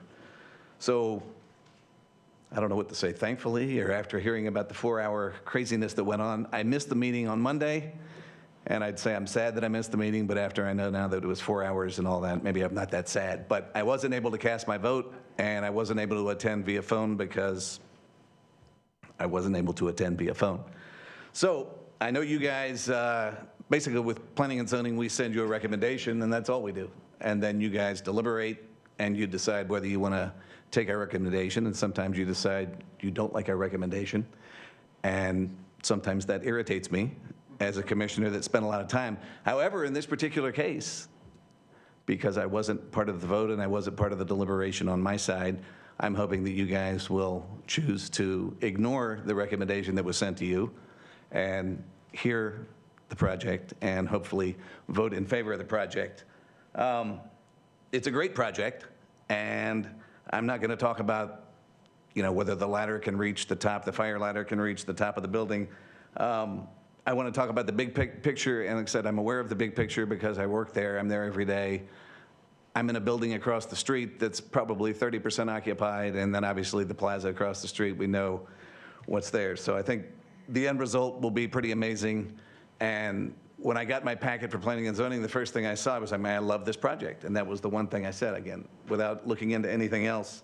And honestly, I liken this project to the one, if you're familiar, at Raintree and the 101 in the Walmart parking lot. And I remember when they started build, I was like, what in the world are they building there? And it turned out they're building this huge apartment complex there. In that area where there was anchors that were, so Sam's Club was there, they pulled out. There were all kinds of other anchors that were there that pulled out. However, not saying it's the result of the apartment complex, but that apartment complex moved in there and is now full, and it seems to be revitalizing that whole area. There's new businesses coming in there every day. So it's kind of a cool little thing that I've seen happen there. Another comment, some of my staff drive from Mesa every day, and it's painful for them to drive from Mesa, and especially with the bridge closed, boy, wouldn't they like to have a place right across the street where they could have like a 30-second commute to my office. So finally, I'm going to leave it with this, that I hope you will take the Planning and Zoning Commission's recommendation and turn it into an approval. Perfect. Thank you.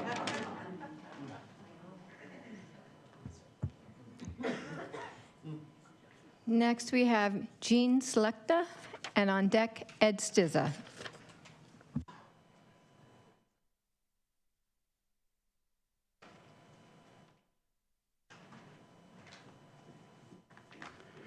My name's Gene Selecta. I've been here 28 years, and I'm still alive. Thank you, Mayor, Council. Happy holidays to everyone. First of all, I want to acknowledge the great work our commissions do serving our community. I recently watched the P&Z Commission, the 4 hours that I keep hearing about, discuss the merits of the proposed Target Center redevelopment. Very impressive preparation done by all the commissioners. Most times they make the right decisions. Rarely do they make the wrong decision. As a former P&Z commissioner, I know that. This time, they made the wrong decision in recommending rejection of the proposal. Let's not blow this. You just heard from Amanda about we need affordable housing and apartments. We've seen a plan now to help save the Target Center and maybe Fry's down the street. Maybe the last chance to save it from being an empty shell and on the most visible road through town. Our Target is the lowest producing Target in Arizona. I believe Fry's is there too. As you know, the plan submitted was to build an apartment complex on the west end of the Target Center at Technology Drive. It would add about 500 residents and could save or could produce about $500,000 in sales tax revenue. This location is attractive for its ease of access to employment centers in neighboring Scottsdale and Mesa, and even Tempe. And it will bring year-round young professionals and families to live here. The Chamber supports the proposal. Why? Because it retains existing retail, creates new demand for services, adds dollars to our coffers, and brings younger residents to town. I've heard plenty about opposing views. Traffic, are you kidding? Shades a 6-lane road that can carry a whole lot more vehicles. And unlike many vehicles that are just passing through to get to the mountains, these residents could walk to Target Center for groceries, restaurants, and not even drive their car. Image, we don't like the types of people renters bring. Ask Amanda what she thinks. She's a renter. Finally, the Shade Corridor is literally our front yard. Think about that. We've all heard location, location, location. What would be the impact of an empty shell, the decaying center in our front yard? So I wanted to voice my concerns before this agendized in January. We must convey now to the developer that this community knows the value of this center, and we are not closing the door before they walk out the door. Thank you. One more thing. In my 5 years in the town's P&Z, sorry, okay, thank you.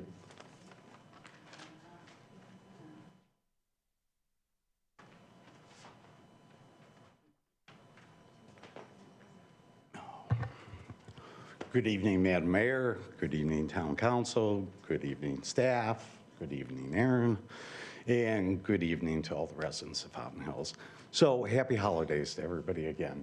And I hope everybody's enjoying the season because this is the time, to do that. So I wasn't going to speak on the actual, the Target Center development, but I too sat through planning and zoning and listened to every single word during the entire time. I didn't find it painful because it was a discussion, and that's what needs to happen. We need to broaden the discussions. I don't care what the subject is, because we just don't do enough of that. And rolling the dice on this, I want exact proof that you're going to need 700 apartments here. We don't even have a downtown built yet. What's going on with that? Nobody seems to know what's going on with that property. We have a fence sitting there that's surrounding that property that's been there for almost 2 years. And I'm going to have to explain to all the people that I have coming into town why it's still there. And I don't have an answer for them. So that's one thing. Why don't we really look at how many apartments we need here? I respect and appreciate everybody's opinion and also all their experience and knowledge and everything else. But somebody please tell me exactly how many apartments we need to make Fountain Hills actually viable, okay? So there's one thing that Fountain Hills was founded on, and that was high-end luxury homes that had more views and a beautiful surrounding than any other place in the valley except maybe Cave Creek and a few others. And this apartment complex is a high-density unit, or a complex. And I don't want anybody to say anything more about affordable housing. You're not going to, these developers are not going to make, what's affordable housing? Somebody describe that to me. Please, give me the demographics of affordable housing. Is that $500 a month? Is that $1,000 a month? These guys are going to rent 700 square foot apartments for over $2,000. And somebody tell me that you can't prove that before you vote on this. You need better demographics, not just we need more apartments in Fountain Hills. And I hate to say it, but some residents have gotten up here and said, well, let's take this to a vote. Well, you know what? Take it to a vote. And I almost guarantee you that the vast majority or a majority in this town is not going to want their homes devaluated as far as with more apartments. So get the downtown built. Somebody please explain to the public what's going on down there, because I'm getting sick of that, answering questions. The other thing is the 5G. Would somebody please tell me why we are 600 days into the discussion and we have not moved it forward? Please explain. Thank you. Mayor, that's it for public comment. Thank you, Linda. Thank you all very much. We really appreciate it. And if it does come back in January, we'll be pleased to consider your comments. Next, we have our consent agenda. Could I get a motion, please? Move to approve. Second. Thank you. Could we get a roll call? Councilmember Toth. Aye. Councilmember Friedel. Aye. Councilmember Skillicorn. Aye. Councilmember Calavianakis. Aye. Councilmember McMahon. Aye. Vice Mayor Grzybowski. Aye. Mayor Dickey. Aye, thank you. Our first item, I think, is going to be John. It's a public hearing. I can open it, and John will give a presentation. We will discuss and take public comments if there are any.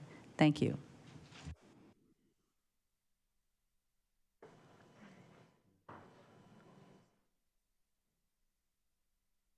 Good evening, Mayor and Council. Thank you for this opportunity to make this presentation to you this evening. We're going to be talking about another text amendment to our zoning ordinance. This time we're talking about changes to Section 1.12 definitions and Section 2.01. As the Council is aware, we've been working on an update to all of Chapter 2 of the zoning ordinance. Each of the sections deals with different procedures that we bring before you or use to process development applications. We have previously brought to you changes to Section 202, which deals with special use permits, and Section 204 with site plans. Tonight we'll be talking about Section 201, again, which deals with rezoning of properties and changing the text within the zoning ordinance. And we'll be following up in the months to come with the remaining sections 203 and 207 of Chapter 2 to bring them all up to date.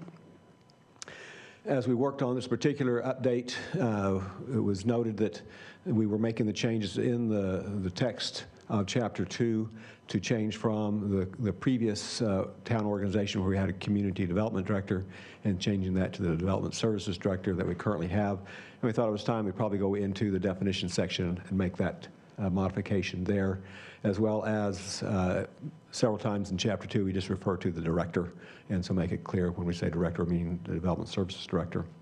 I'll note that if you look closely at this slide versus what's in your packet, I noticed one minor error that was made in the ordinance. In that last line, I'd put the word services in the wrong place. If you look at your packet, it'll say services development director. And so I've corrected it here, and so we'll have that in the ordinance itself too, so switch those words in the correct order. Moving then into Section 201 of the zoning ordinance, which again deals with amendments to the ordinance itself as well as zone changes. What we're doing here is in updating all this chapter so we get consistency in the organization of each of the sections. So if you're doing different processes, you can pretty logically find the different pieces of the process in each one, updating the language in each section so we can be as consistent as possible. So when we talk about hearings at one and hearings at another, that the language is the same. And then updating to follow the procedures that we actually use, and also to be compliant with state statutes. So then going through just an overview then of the main changes made to each of the subsections within this. Within the application submittal requirements, a couple of years ago we went to all electronic online submittals, and so we're reflecting that in the ordinance versus the paper copies. We are eliminating the option for the public to directly apply for an amendment to the zoning ordinance. We don't do that for any other part of the town code. And it can create some challenges if we get applications or something that's particularly challenging to work on. It doesn't stop somebody from approaching staff about an issue, and we've done that on a number of occasions, or for the Planning and Zoning Commission or the council to recommend those changes. But I've not seen that in any other code where you can make applications to amend the text of the zoning ordinance. So we're proposing to take that out. We're clarifying some of the parts of the tentative development plan that gets submitted with the rezoning, so that when we've got new builds, that we understand how they plan to use the property. It was noted in some of the review that we left out the words that the plan should be drawn to scale, and so we propose to add those words in if council approves this in one of the sections there. And then also added under this section the reference to the citizen participation plan requirement. There's a new section in this version now called Review. We've had the same section in the other ones that have come before you. It just gives a high-level overview of the process that we go through: a staff initial review of the application for completeness, and then our review of the proposal back and forth with the applicant until we have something that's ready to bring forward for hearing. And then that review to council. The wording here is the same as the special use permit review process that you've already approved. The notice requirements, we've made some modifications here, hopefully to make it more clear. There are some exceptions provided in the current ordinance. If you're modifying more than this percentage or less than that percentage, it kind of changes. In practice, we always do the 3 kinds of notification for every case. We're going to mail notice, we're going to post notice on the site, and we're going to post it in the paper. So rather than have the confusing language with different types for different situations and have to figure out those situations, just provide the same notice for all types of rezones. And one change we are making there is to have the applicants post the property rather than staff have that responsibility. And they document to us that they've done so, and we just monitor to make sure that it stays there over time. The only notice requirement for a text amendment will be and has been for it to be published in the paper. There is a provision in the code that if somebody wants to be on a mailing list, so when we do text amendments, they get notified. We provide for that in the ordinance. We haven't had such a list in the past. Maybe now that I'm talking about it, we'll get such a list in the future, but that is available also in the code. And then clarify that if a case is continued to a date specific, either at P&Z or council, then we don't have to do new notice. Then the next section in the ordinance talks about the hearing process, provides an overview of the process for speakers. It also allows for the body conducting the hearing to conduct an investigation if needed as part of that process, and then requires for a summary or basically the minutes of the meeting to be provided. Written protest is another section that's unique in the rezoning. This is provided for in state statute and has been in our code. Several years ago, the state modified its language with regard to what is used for what we commonly refer to as a legal protest. And so this is our opportunity now to amend our code to follow the state statute. It does provide that written protest needs to be filed with us, with the town clerk, no later than noon the day before the hearing, so we have time to review it and do the calculations to see if the standards are met to trigger a higher percentage vote by council. The council can, however, set an earlier date if they feel there's a need to in a particular case to give us time to do that review. And then if We do have a legal protest that would require 6 council members to vote to approve a case versus just 4. And there's a section on action. We divided this out a little bit more clearly between the actions by P&Z and actions by council. There's a current ordinance allows P&Z to continue a case up to 60 days. We've extended that out to 90 days because we often find that 60 really doesn't work by the time you communicate back and forth with an applicant, maybe need to involve the public in that a little bit. We made that change, I believe, also in the special use permit requirement. The council may send a request back to P&Z for further study. Council cannot make changes to the zoning district boundaries without sending that back to P&Z. Currently, the ordinance says P&Z has 15 days to act on that. That was kind of short, so we lengthened it to 30. Questions come up, is 30 even really enough time, given when council meetings might be and when the following P&Z meeting might be? Should that maybe be something a little bit more than 30 days? So we're open to discussion of that. If council has some desires, I think that should be a little bit longer. And then clarifies that if time limit is placed on approval, that the zoning wouldn't automatically revert to what it was before. We still would have to come back through a public hearing process to make that change if it isn't implemented during that time frame. Are you looking for something on that 30-day thing right now? Yes, if council, if you'd like to right now. So something like that, has it ever happened, or is it a rare thing? It's a very rare thing, Mayor. So if 60 days solves that problem that you're talking about, then, you know, and the fact that we never send stuff back like that, I mean. Mayor, it would help if we did that. We've got 15 days today.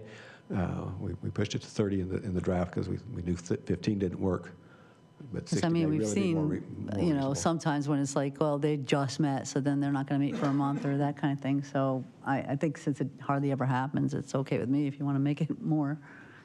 Anybody else have any ideas? I think 60 is good, too. Okay, we'll make that change. Thank you. And so there's last couple of sections that are in the ordinance that really didn't change, dealing with open space rezonings, which again is something we really don't do much anymore, but we didn't change any of that. So in summary, P&Z has reviewed this, discussed it at their meeting last month, made one minor adjustment to the review process to make sure it stays consistent with our overall timeframes. Staff and P&Z recommend approval. Thank you. Since it's a hearing, I'll ask if we have any public comment cards. Mayor, we only have one written comment from Rory Wilson, who is for the project.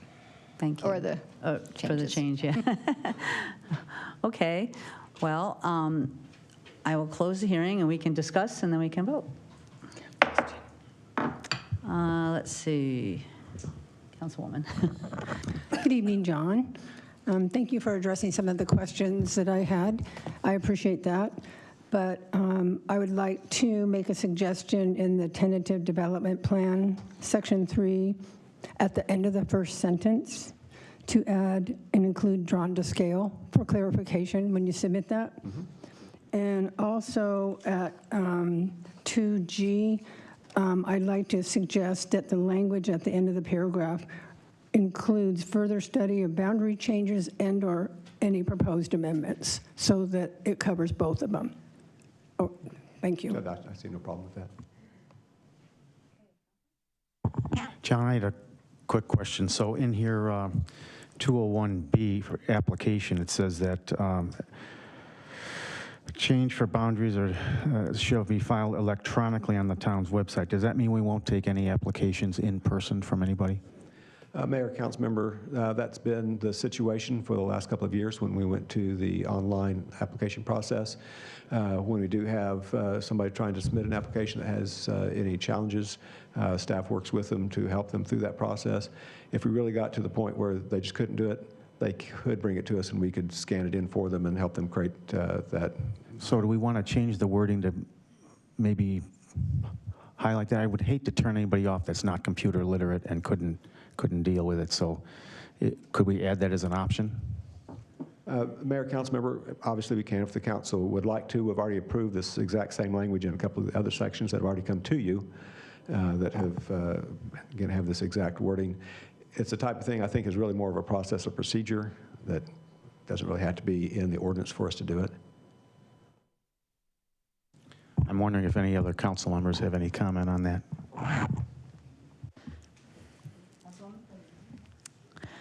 Hi, Director. When we passed the last text amendment, you said that language was already present, the electronically. Would it require a council vote to add it to that section as well?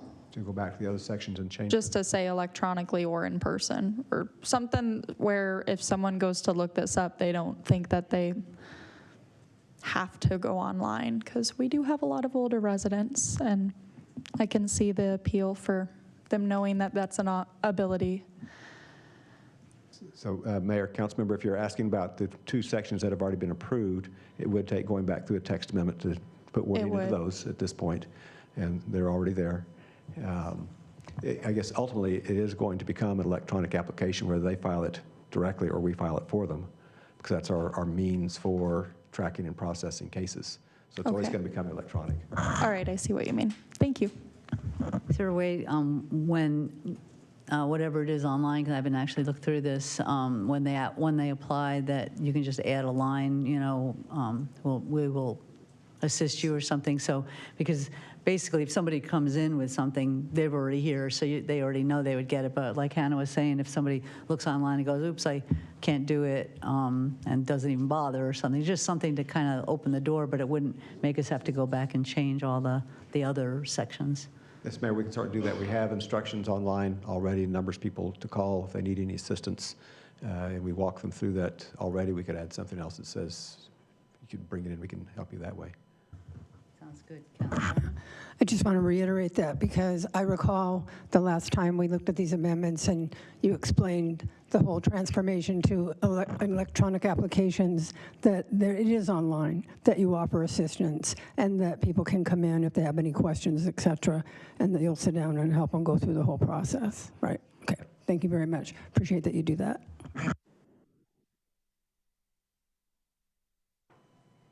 Any other questions or comments?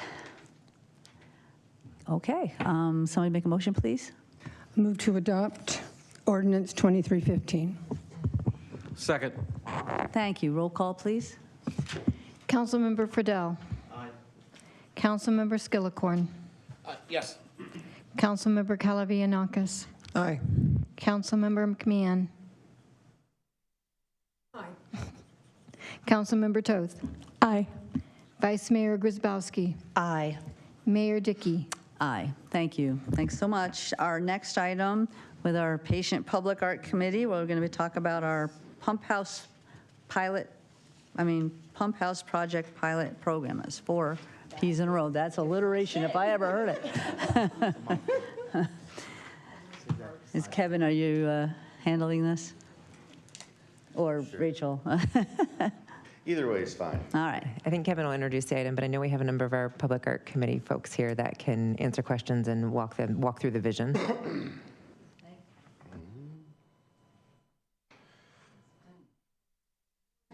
Sure enough. So with us tonight, we have Dory and Jenny, who are going to be going through their proposal for the changes being made to the pump house wall project, as well as what all has happened with it so far. So with that.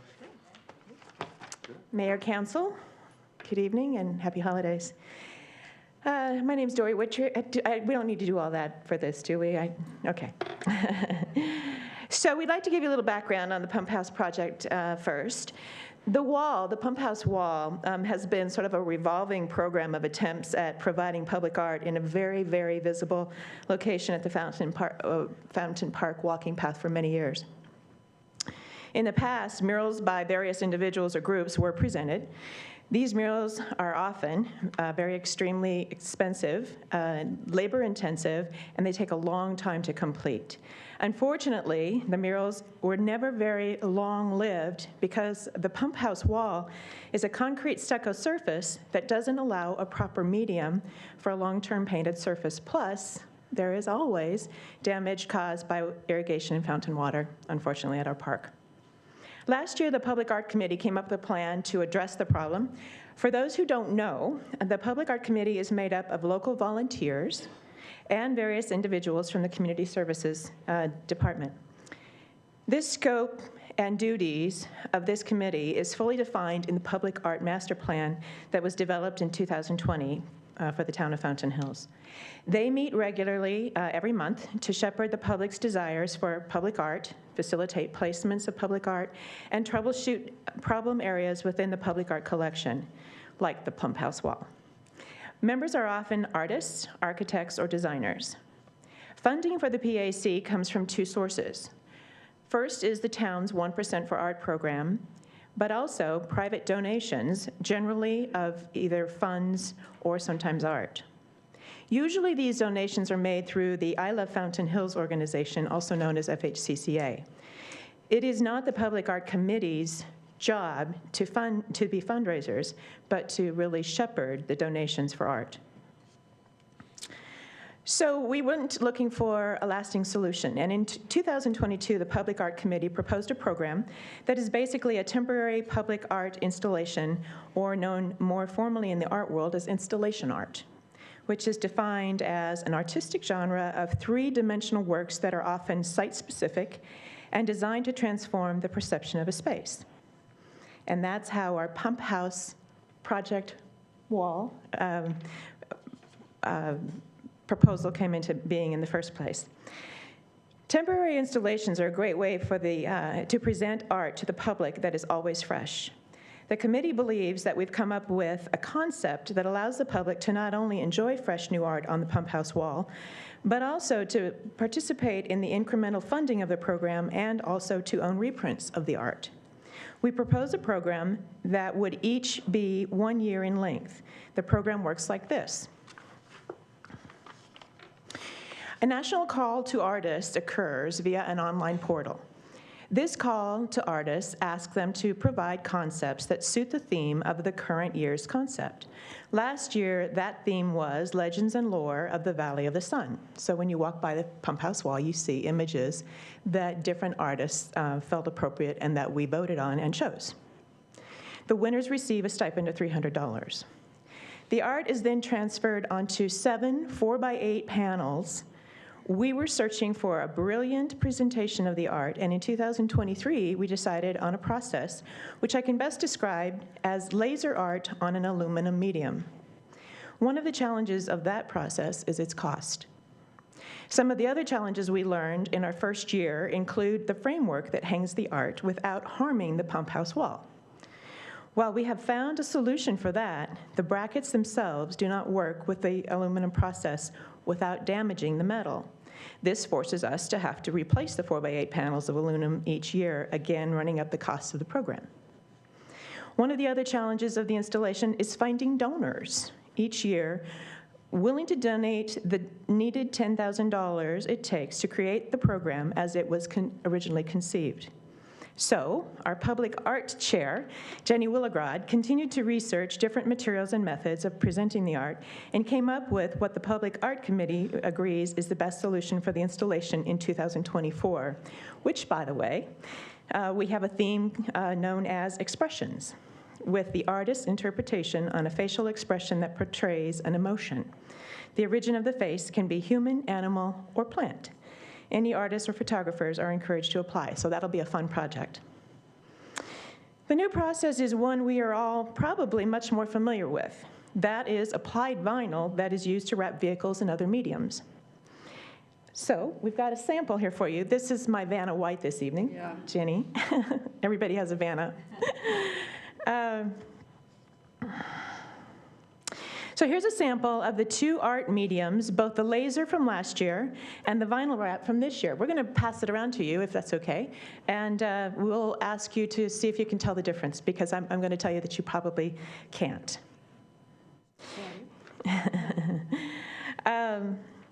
So the benefits are, the new material is less expensive than metal. It is called dye bond.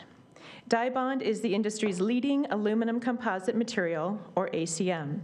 It's comprised of 2 pre-painted sheets of 12/100 inch of aluminum with a solid polyethylene core. So 2 thin sheets of aluminum with a core in between. The Dye-Bond boards can be used over and over, whereas the metal cannot. The manufacturer has indicated that the vinyl wrap product can withstand the Arizona climate for up to 4 years, therefore more than adequate for our 1-year program. The appearance is the same.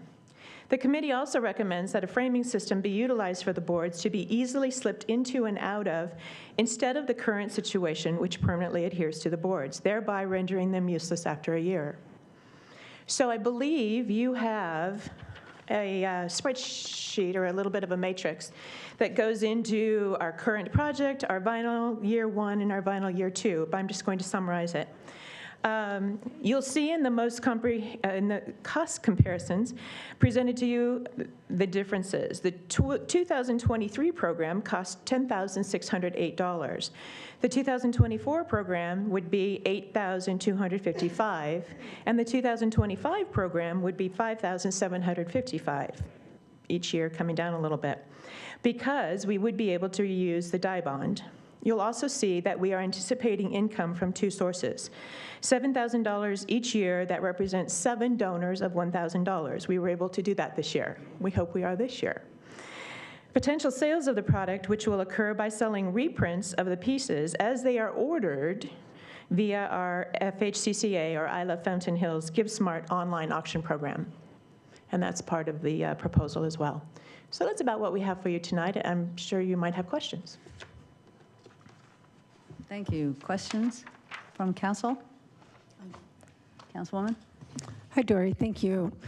Art is unique, and I know that you just mentioned what expressions will be for people, animals, plants. Are there parameters for that? Because sometimes expressions might offend people, may not, et cetera. So I'm curious if you've gotten that far about any type of parameters, et cetera, given where these are going to be in our town. Well, as you say, art is art. Right. This online portal, what's it called again? Cafe. Will deliver to us many tens, maybe even hundreds of different proposals. And then our public art group, the combined committee, will go through and they'll choose the ones that they think are most appropriate. So we're not trying to give anybody limitations. We want to see what they come up with. Right. I understand that, but I just wanted to know if you guys had anticipated anything like that, you know. So also maintenance. How are these going to be maintained? If one doesn't work out, will it be replaced? Will there be people waiting, you know, so to speak? And, you know, just basically who's going to maintain them? If one doesn't last or one wants to be removed, will you have one in line so there won't be a blank space? Well, we anticipate really the only possible problem with this, because again, keep in mind, this is the vinyl that wraps vehicles that run all over town, get rock chips, everything else. And we anticipate that it's going to hold up pretty well. There is the possibility there could be vandalism. If there is, the town sometimes knows how to deal with that, and at the worst case, we have to reprint the vinyl. Not a big deal.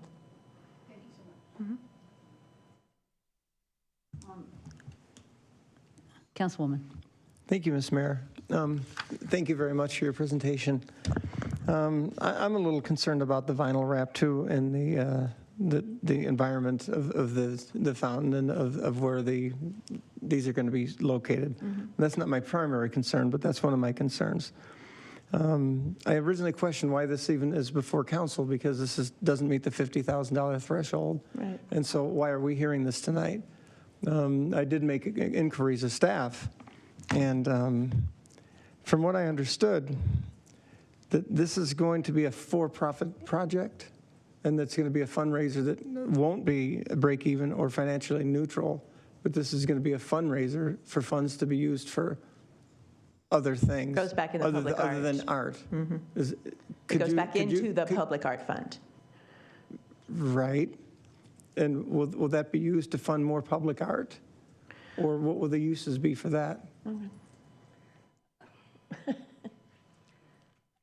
I think last year, initially, the program, if there was going to be any profits, we had discussed putting it into the schools, into the art programs at the schools.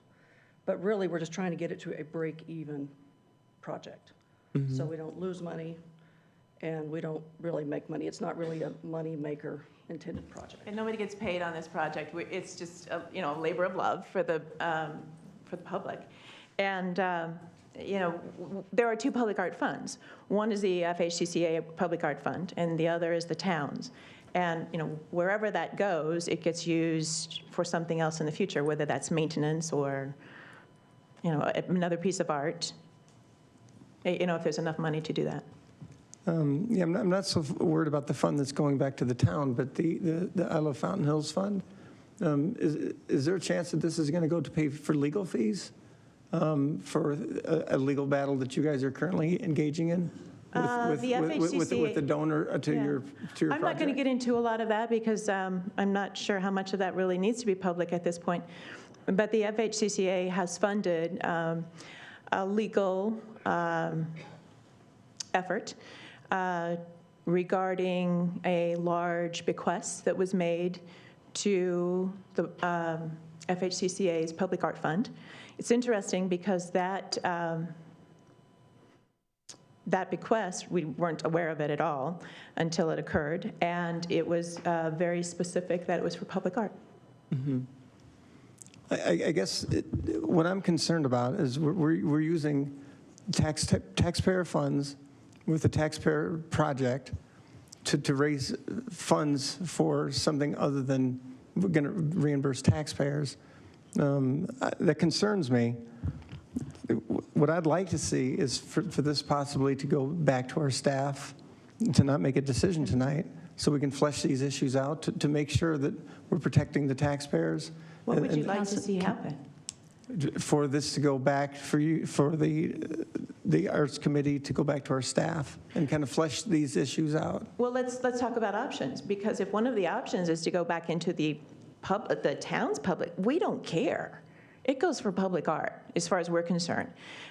You want it to go back into the town's public art fund, do that, and then you guys can decide how to spend it. Dory, let me just, I want to ask Rachel to clarify the staff recommendation, and I also want to clarify the idea of the 50, we're not spending money here, are we? I mean, when you were saying it was under the $50,000, but that's a whole nother thing that we do, that you have authority to spend $50,000, but this isn't about that. And could you just explain your recommendations? I have vinyl wrap on my car. It's been fine for 6 years, but I'm not concerned about that really myself, but I see that that's one of the concerns of staff. So maybe you could just explain those. Thanks. Sure, absolutely. And sorry, Councilman, is it okay? Dory did a good job explaining that there is two funds, and it does get confusing, right? There's the town bucket, there's the town fund that is contributed to by our developers if and when there's development that happens. So it's sort of in small starts. And sometimes the developers choose to put in art as opposed to contributing to that fund. So it's not generally growing, it doesn't fluctuate very often. And that fund is generally what we use for upkeep, maintenance, cleaning, repairs, insurance, yes, that's a big one. If something, were to be vandalized or stolen or broken or whatnot. So that's kind of what that pot has been used for. And we made a commitment with our last council to try to maintain a balance in there so that it wasn't subsidized by the general fund. And that's kind of what we shoot to do.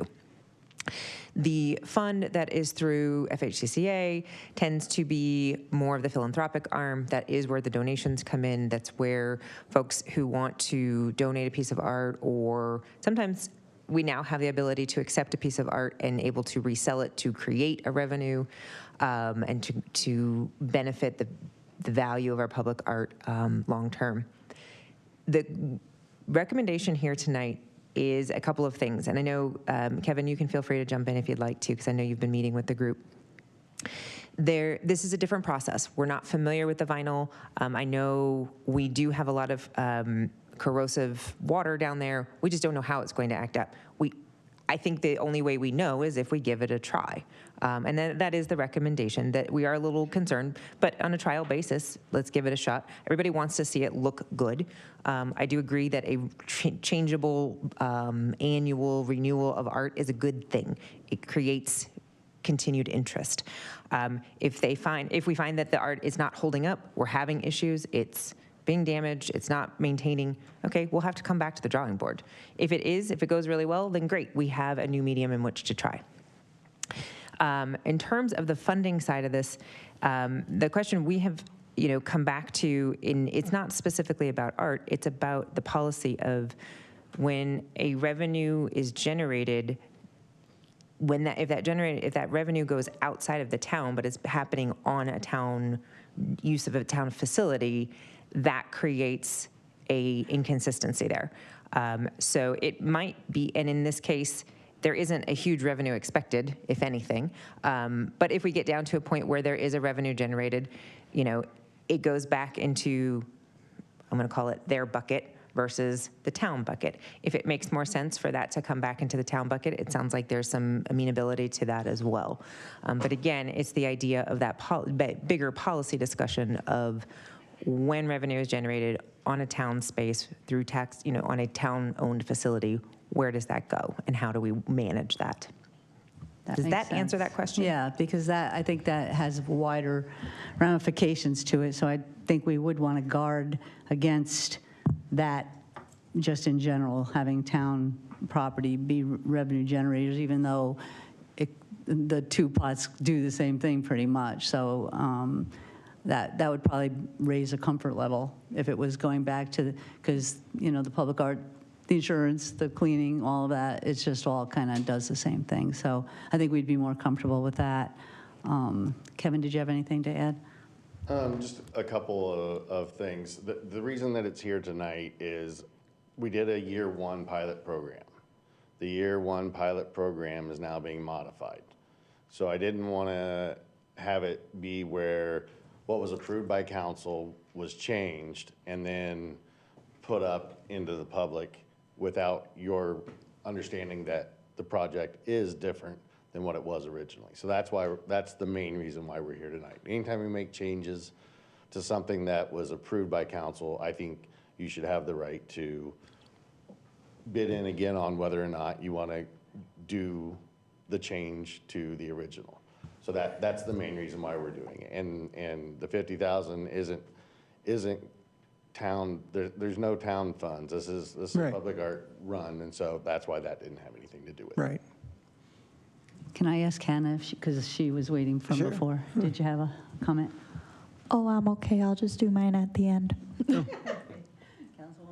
Thank you, Ms. Mayor. Again, just to repeat my concern, it's being sponsored by the town, it's being run by the town. It's going to be a money-making endeavor that the money can be spent, and things that we either want them to be spent on or we're not sure what they're going to be spent on. I'm just afraid that everybody talks about precedent. Well, is this setting a precedent for the dog people? Is this setting a precedent for other people that are using our town resources to have a revenue-generating project based on what they envision as, well, we would like to have this dog situation. We'd like to sell, diamond-encrusted dog bones, and then we could provide more services outside of the town for the pet community. And it's just, I'm just afraid of a slippery slope here. And I guess that's what my main concern is are we opening the door for the town to be funding private projects that the monies can be spent elsewhere? And that's why when I said, I don't want to kill this tonight, but I just want that to be fleshed out more so we know exactly what we're getting into and what we're binding future councils to. And so that's my concern. Mayor, council member, so there's a couple of different things that we could do. We could, instead of having it be an auction where it could be any number that comes in, we could set a price that makes it go even. The other option that could happen is, as Dory was saying earlier, it could be put back into the town's coffers, and I think they would be okay with that. It can go into the public art fund, that's the town's side as well, right? Yeah. I mean, first of all, we're not talking about a lot, but I understand about the precedent that you're talking about. But understand that we have a very public wall that looks like crap a lot of times. More often than not, it's either in process or it's perfect or it's deteriorated because the wall is what the wall is. And we came up with a great solution here, but the first end of the solution was very expensive and it was very difficult to fund the first year. We don't know that we can do it again. So you talk about a town project? Well, this is a volunteer project. And we really don't care where the money goes, but understand, we're not doing this to make money. We're doing this for public art. No, I understand that, and that's why even with my concern with the wrap, try it for a year. Let's see if it holds up. So I'm definitely on for the trial, for the wrap, to see how that holds up. But yeah, if we could do this in a revenue neutral fashion, or if it is profitable, to just make sure that those funds went back to the art fund and the town, I would have no problem with this whatsoever. It's just being a revenue generator and that revenue going to a bucket that we don't control and that could be controlled by outside sources for whatever they think would be a good expenditure of those funds. Well, keep in mind also, I'm not sure you ever factored this in, but after 5 years, we have to have a new die bond? Probably so, yeah. Yeah, so at some point in the future, we're going to have to replace the die bond, and it will be an expensive year again. So hopefully that we get credit for that money. We don't have to go raise that. That's what I was just going to say. Why can't we just say whatever you make, you just keep for the next year? If you're going to change it every year, there's always going to be some kind of expense, or maybe you didn't get the $7,000 1 year or something like that. So it always goes towards this project, and I don't really. I mean, I think it's cleaner if it's in the town bucket, but either way, it just keeps going for this. I don't really have a problem with that at all. As long, we're not looking at it as using town property as a fundraiser. You're looking at it as if you happen to go over, you can keep it for the year after. I'm actually fine with that, but I mean, I think everybody would be happier if we put it in the town art thing. Your bucket than ours. Yeah, okay, sounds good. Any other comments, or did we have any cards on this? I'm sorry. We had one written comment from Diane Price that she's in favor of this project. Great. Hannah? Thank you, Madam Mayor. I want to thank you both for the work you've put into this. I can tell that you were looking at different options, and you came up with something that I think is a really good idea for it to be rotating like this. I do hear the concerns regarding the precedent that we're setting, and because the town does have a lot of partner organizations, I can see the question of when we're using public property, how we might be able to just ensure accountability for future. Do we have, just really quickly, sorry, I thought this would be so much faster. Really quickly, do we have an ability, or would you be amenable to, if you do keep the money that, if you do go a little bit over, would you be amenable to just keeping a record of how that money gets spent? Of, hey, we made 200 more than we thought we would. We kept it, we used it to fix one of them that got scratched. It sounds to me like the best solution here is for you to make a motion and that any excess funds go into the town's coffers. Okay. And you guys keep track of it. I think that's what you'd be most comfortable with, and we don't care. Okay. Sounds good. Just want to make sure we're keeping everybody happy. In that case, I move to approve I'm sorry, I lost the language. The Public Art Committee Pump House Project Pilot Program update with the change of ensuring that it's aiming for balanced budget, and if it does go over, that would go into the town fund. I think Rachel has something to say, but she can take a second. Sorry, Rachel. Yeah, that's okay. I just was going to clarify, and I think Dory kind of nailed it. It's the idea that it's in anything in excess. So whatever their expenses are, the intent is to recover that. So it's just anything over and above. Okay, great. Second. Thank you. Any further discussion? Can we get a roll call, please? Councilmember Skillicorn. Yes. Councilmember Calavianakis. Aye. Councilmember McMahon. Aye. Councilmember Toth. Aye. Councilmember Friedel. Aye. Vice Mayor Guzbowski. Aye. Mayor Dickey. Aye. Thank you so much. Look forward to seeing all those expressions. Thank you. Thank you. Happy holidays. Merry Christmas. All right. Our next item is Kevin, I think, or you're going to do our community services strategic plan. Everybody doing okay? Okay. All righty, tonight we're looking at our Community Services Department second strategic plan that we've done. Our first was from 20 to 23.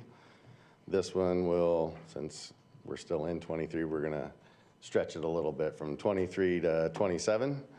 And this is something that I think is really good for our staff as a whole. This is intended to guide our staff, each of our divisions and community services, including our parks, community services, community center, volunteers, and senior services. The plan's developed by staff to guide our decisions and our priorities for the department over the next 3 years. We don't take this lightly. It takes us a long time to get through all of it because we're all have different ideas and different approaches. It's neat to see the volunteers and the senior services and the community center and the parks people all throwing in their ideas and seeing how many of them overlap. You'll notice as you've looked at the strategic plan that it is a 5,000-foot view. Our master plan's kind of the 10,000-foot view. This is kind of the 5,000, so it's kind of squeezing it in a little bit. This is a 3-year part where the master plan's more of a 10. So we set lofty goals. If you look through it, you'll see that we don't think small, we never have, and we're not starting that now. So if it looks lofty, that's our intention. We don't want to get to where that we're sitting back and watching what we did. We're the doer group, and that's what we're going to keep doing. So with that, the objectives of the plan is to show some public transparency and deliverables to our community, assist the public in understanding the purpose and objectives of the entire department. We are the biggest department still until Dave Ott takes over that. So it's important to us to set some examples and show people what all we do, because it's a long list of things that we're involved in. The development of the plan was developed by all the community services staff. From everybody got a chance to participate in coming up with ideas, and it started out with the managers and our upper management group, and then they took it out to each one of their divisions and was able to share it with them, and a whole bunch of new ideas came rolling in, of course, because everybody looks at what their section of the department's different. So then they brought it back, and then we went back through it again and kind of tried to figure out what things were fit under which areas of our visions, and came up with a final project.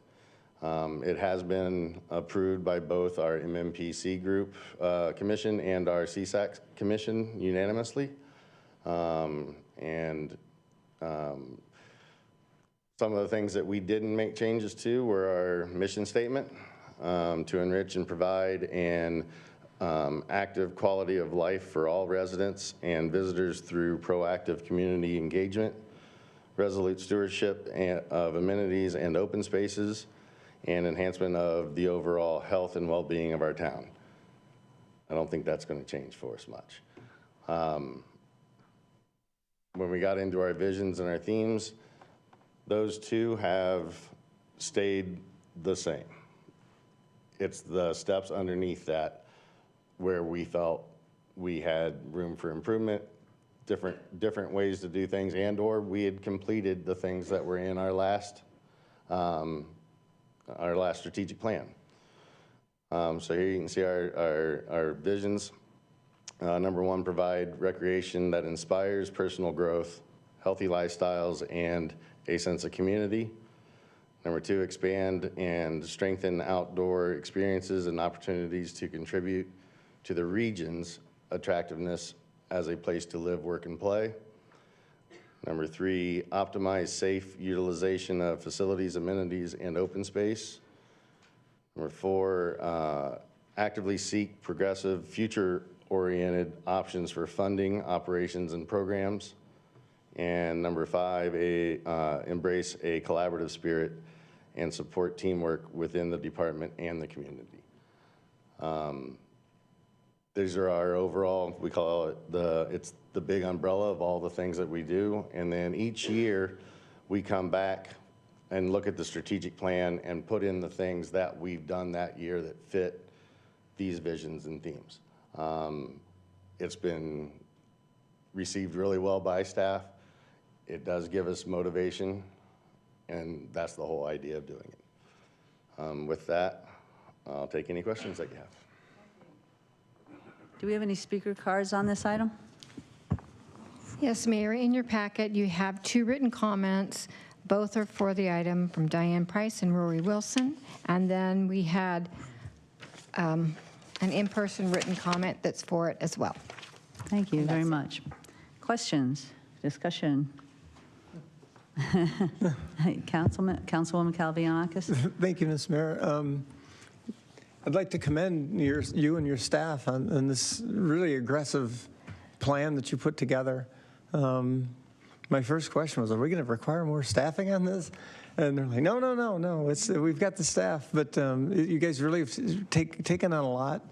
You've bit a lot off. I can see it's all just for the good of the community.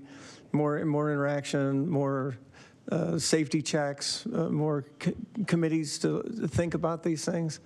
And so it's really inspirational. Where most people would try to cut their work and cut their workload, you guys are not. No, bring it on. We want to increase our workload. We want to make this a much better. So I commend you so much, and I'm looking forward to all the exciting changes that are coming up.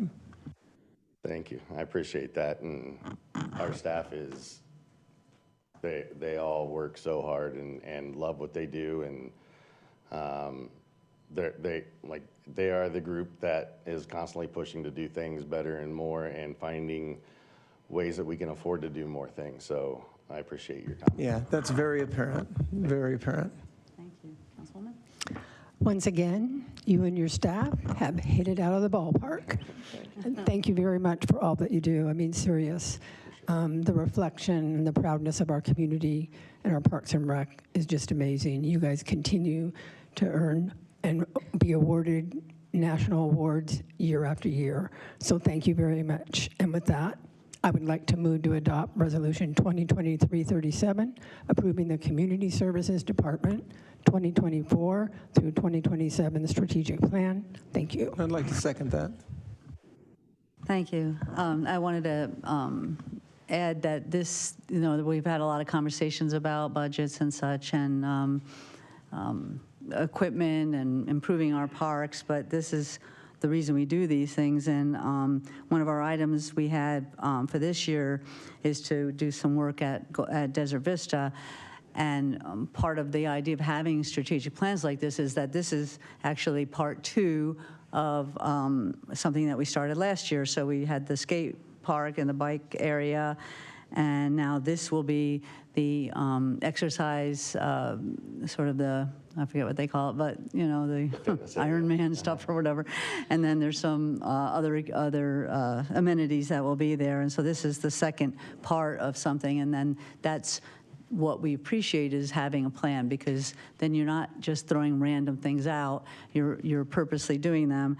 And obviously everything in your department, and you mentioned until we get the fire department on board, it's a $5 million or so department, up or down a little bit every year. And it's absolutely important to the quality of life of our community, our residents, our visitors. If we want kids to be playing. We want older people to have, senior people, to have equipment and things to do in our parks, dogs walking, splash park, all of that. So I would never want you to feel that that is diminished in any way or looked at with derision, because these are necessary to make the town the way it is, just like tourism is and everything else that we talk about here to have a well-rounded community. So we do have a motion and a second. Yes, sir. Okay, Jerry. Thank you. Thanks for the report. It is critical to give options to everybody in town, and that's what you guys do. And I'm glad to see that you're looking to grow the volunteer programs too. I think that's a big, big essential part of your department and your area. And we do have a lot of volunteers in town, so it's good to see that you're going to try and grow that as well. So thank you. Great. With that, can we get a roll call, please? Councilmember Calavianakis. Aye. Councilmember McMahon. Aye. Councilmember Toth. Aye. Councilmember Friedel. Aye. Councilmember Skillicorn. Yes. Vice Mayor Grzybowski. Aye. Mayor Dickey. Aye. Thanks again. Appreciate it. Next, we're going to talk about some capital improvement items, again, for parks and other things that we need it for. So go straight to Justin. Madam Mayor, council members, excuse me. Thank you for the opportunity and thanks for staying late for me. A little disclaimer. The next 3 items on the agenda that I'm going to be discussing, I rarely single myself out and use the word I unless it's for criticism, if there's some controversy or there is some deficiency that needs to take correction. With that in mind, I'm going to get started here. The Golden Eagle Park is actually an impoundment area. What that means is there is a dam on the downhill side of it. That dam's intent and the construction of it is to eliminate or minimize downstream flooding that could result in loss of life or property. It was originally constructed just a little bit lower than it is right now. In early mid-90s, it was raised. As part of that project, there were some changes made to the inlet structure of the dam. That inlet structure became clogged with organic matter. That's debris that floats down from 3 main streams in that area. I'm going to show you some of the results of the backwatering, is what is technically referred to in this slideshow here. The 2 storms that happened on October 2nd, 2018, and then we had a subsequent form in September of 2019. As I described earlier, the inlet and outlet gates clogged. As a result of that, there was backwatering, including but not limited to about 30 inches of water in the facility there, which is actually where they keep all of their equipment and chemicals and other items necessary to maintain that area. Also, cloudburst wash, and for a reference, that is the one on the southern end, just runs by the basketball area, and then there's a little picnic pavilion. The water coming down that wash overtopped that pedestrian bridge and flooded into that pavilion area. After the first event, and obviously after the second, town staff went in under the direction of the mayor and council with a relatively large amount of money and removed all of the sediment off of the face of the dam and cleaned a lot of organic material out and dirt from the 3 primary washes that service that area. As part of that, we also installed some reinforcing riprap along Bristol Wash. Bristol Wash is the one in the center.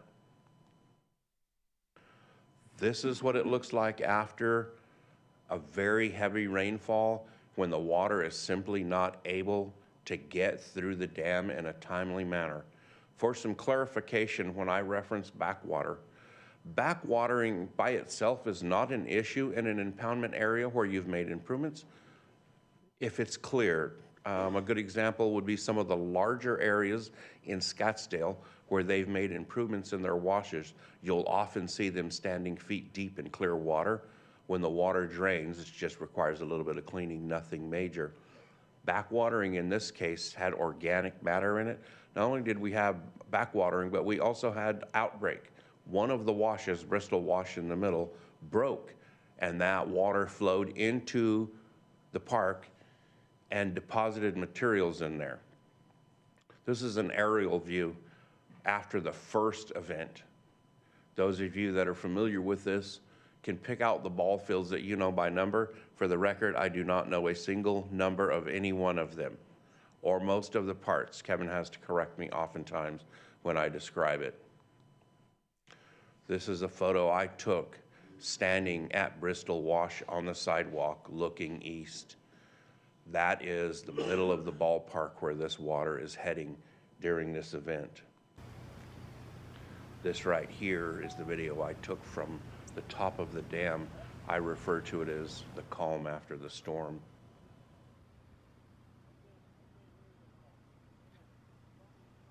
I know, that's why I put it on here.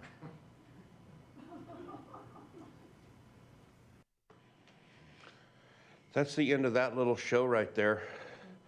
I think it's important not only for this community, but the downstream residents, including but not limited to those adjacent to the Ashbrook Wash, which is where all of this funnels, but also our neighbors just across the fence that we share relationships with and professional opinions and even meet as a joint session with them, that this dam and the maintenance of it and the necessary work that we have been doing and the upcoming work that'll be necessary to increase the storage capacity in the three washes and also on the face or in the main impoundment area of the dam is critical.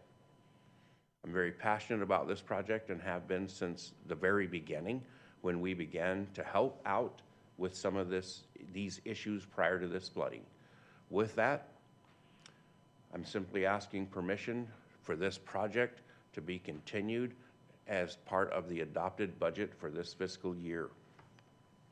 And we'll be glad to answer any questions that I'm able to. Do we have any speaker cards for this item? Yes, Mayor, we do. We have one. Kim Wolborski.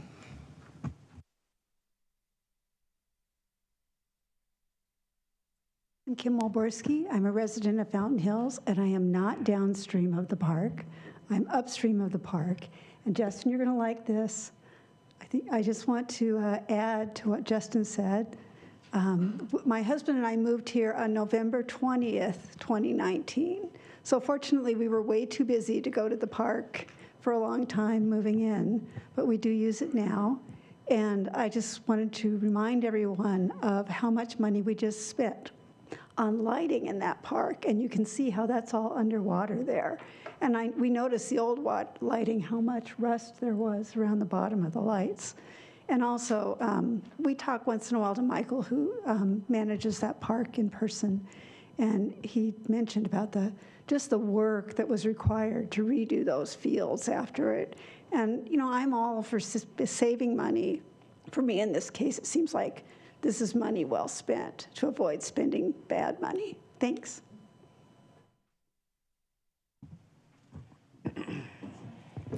Thank you, Madam Mayor. This is a great investment, and feel free to comment, but I'll make a motion to approve. Second.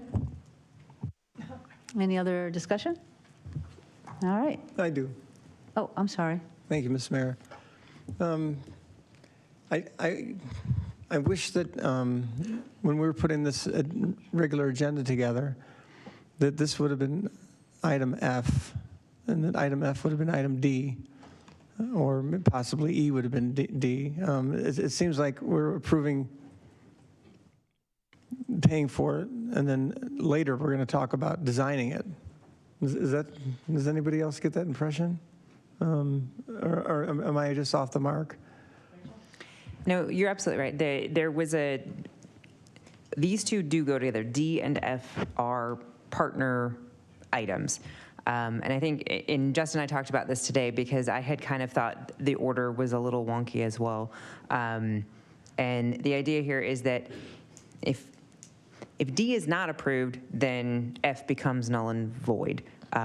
So they do go together in that element. So the idea is, and it's if this project is approved to move forward, then we would need to now talk about how does that move forward, and that would be item F.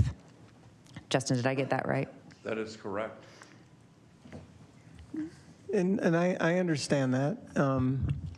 You know, like you said, this does go back to 2018. There was another council, and same mayor.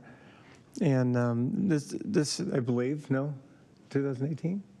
I got elected in 2018, but I didn't start till. Oh, okay. Well, then two mayors and several councils, I guess.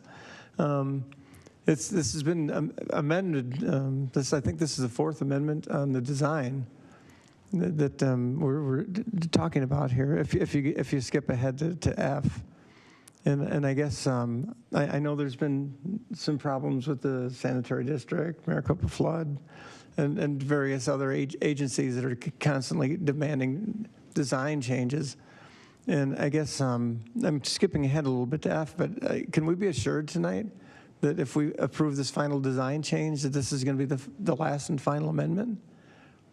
Madam Mayor, council member, I would like to stand here and tell you that we've come over all the hurdles that could possibly be thrown at us. And when I say we, I mean I.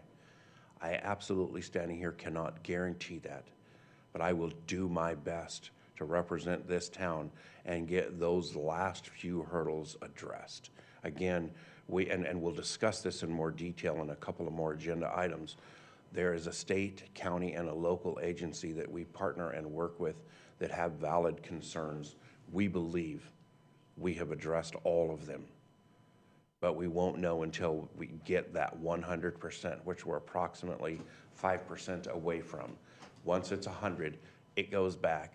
If all of our comments and all of their concerns have been addressed, we start the process of notice bid to set the project out for bid to actually start construction. But for me to give you an absolute, I cannot do that. It wouldn't be fair. Yeah, I understand, and I also understand that, you know, it's a fluid situation, so to speak, because of all the other agencies that are involved. Literally, a fluid situation. Thanks, Sherry. I appreciate that. But one of the things that the citizens come to me about, one of the things I think they do, all of us, is why do you guys spend so much money on designs? And when are you going to put a shovel in the ground? And so I think this is over $400,000 worth of designs on this project if you go back to the 4 revisions. And I guess just publicly, I just want to say that, you know, I hope we're nearing the end of this. It was kind of a 100-year flood that now it's 5 years later we're still talking about and we're still trying to do mitigation for. And I know you'll do your best to try to wrap this thing up, but I just want to be on the record just to say that I just hope this is the last council that will be addressing these amendments, and we can just move forward, get this done, and move on. Thank you, Mayor. Justin, I appreciate your honesty when you were asked that question, and I know that you're going to do the best for this town. There's a lot of players that are feeding into this, so I think a lot of us get that, so stay with it. Thank you.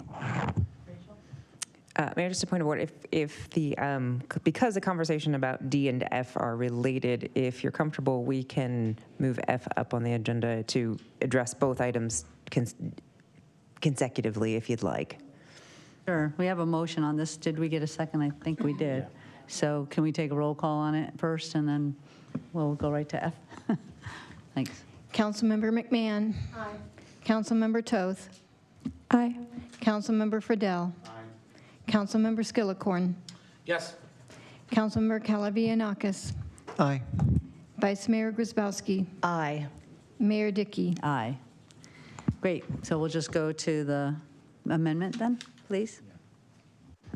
So Justin, we're going to talk about the item F, the J.E. Fuller one now, since it's related to that item. Thank you. Madam Mayor, council members, it's going to get a little bit difficult in here because of some of the things that we're going to discuss.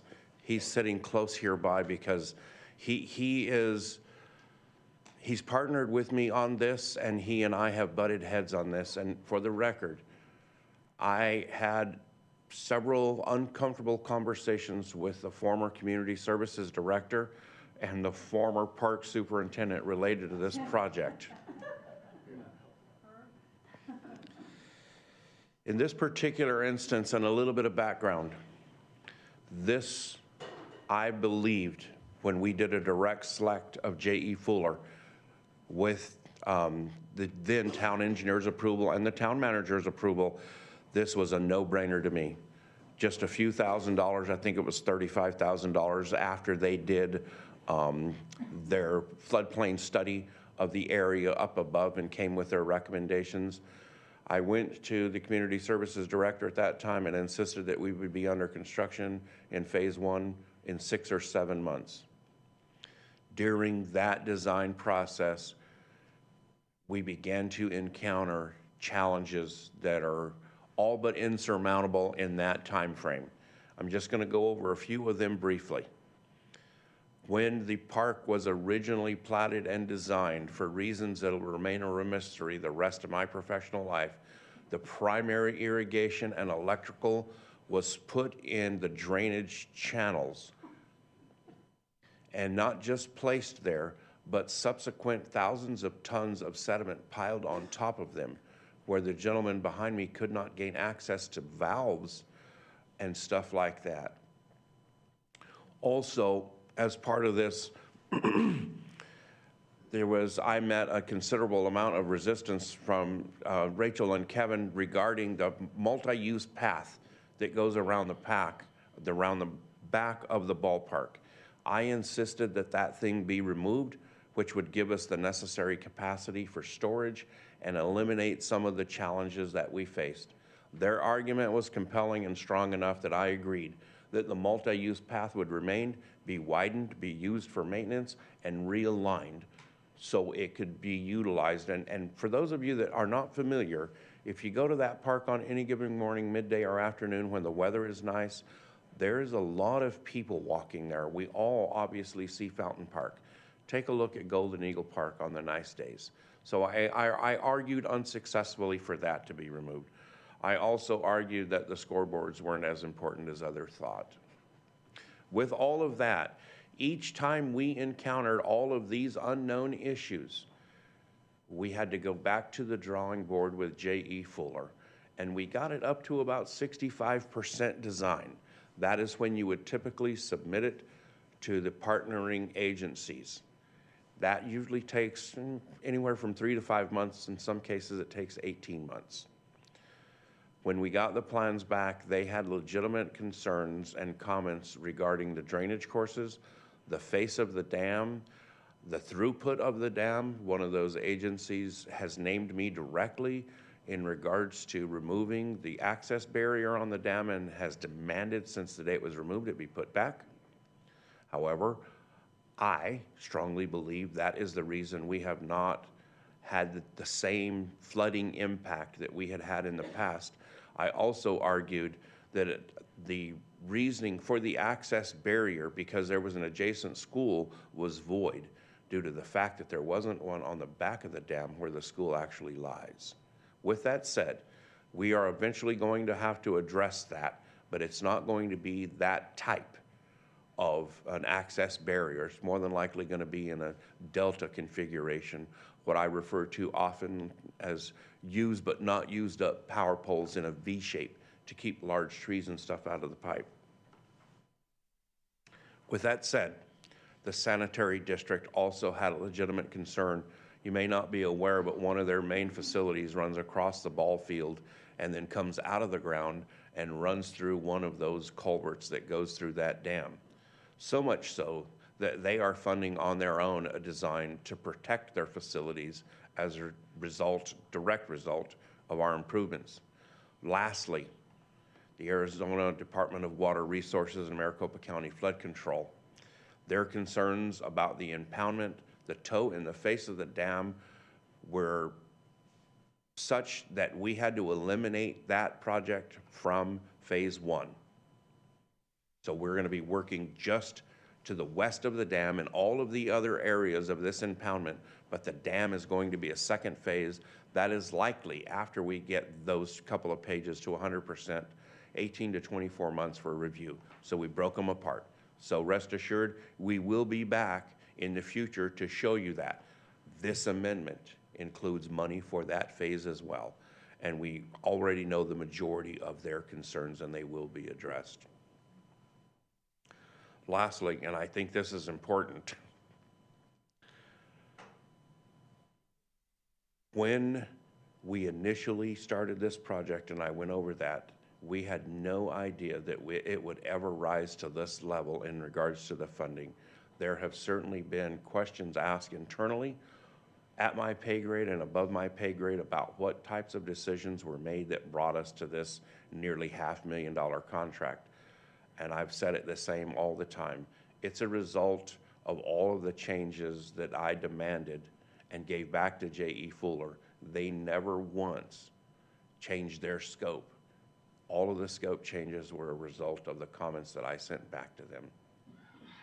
With that said, I'm sure there are questions, and I will do my best to answer them. Do we have any speaker cards on this? No, Mayor, we do not. Thank you. Questions or comments? Not seeing any. Just have a Councilwoman. quick question. Thank you, Ms. Mayor. Could you explain the pedestrian bridge and why that's necessary over the proposed sidewalk that we currently have on the planning? Madam Mayor, council member, again, this park is very active in regards to the community. There are walkers, cyclists, those types of things. As a state or as a local government, when we build an amenity, we have to make it accessible. One of the ball fields is separated from the other two. Currently, the only way to gain access through that is a flooded area that is oftentimes covered with debris. For those that are physically challenged, there's absolutely no way. Let's say they have a grandchild playing on the north field, it has a number, I don't know it, and a second one playing on the other side. They have to go all the way up to Golden Eagle Boulevard to go all the way around on the sidewalk, or they have to get in their car and drive around because there's not a safe passage. This will make the entire park accessible, even during inclement weather or when there is storm debris in and around the area.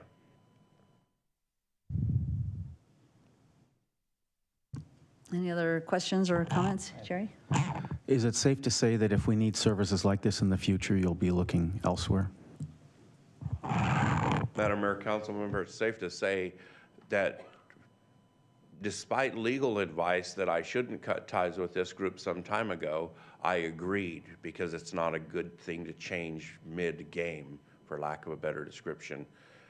In hindsight, if we have anything in this scope, we will simply do a request for qualifications or proposals. And the process of elimination will fall in place there.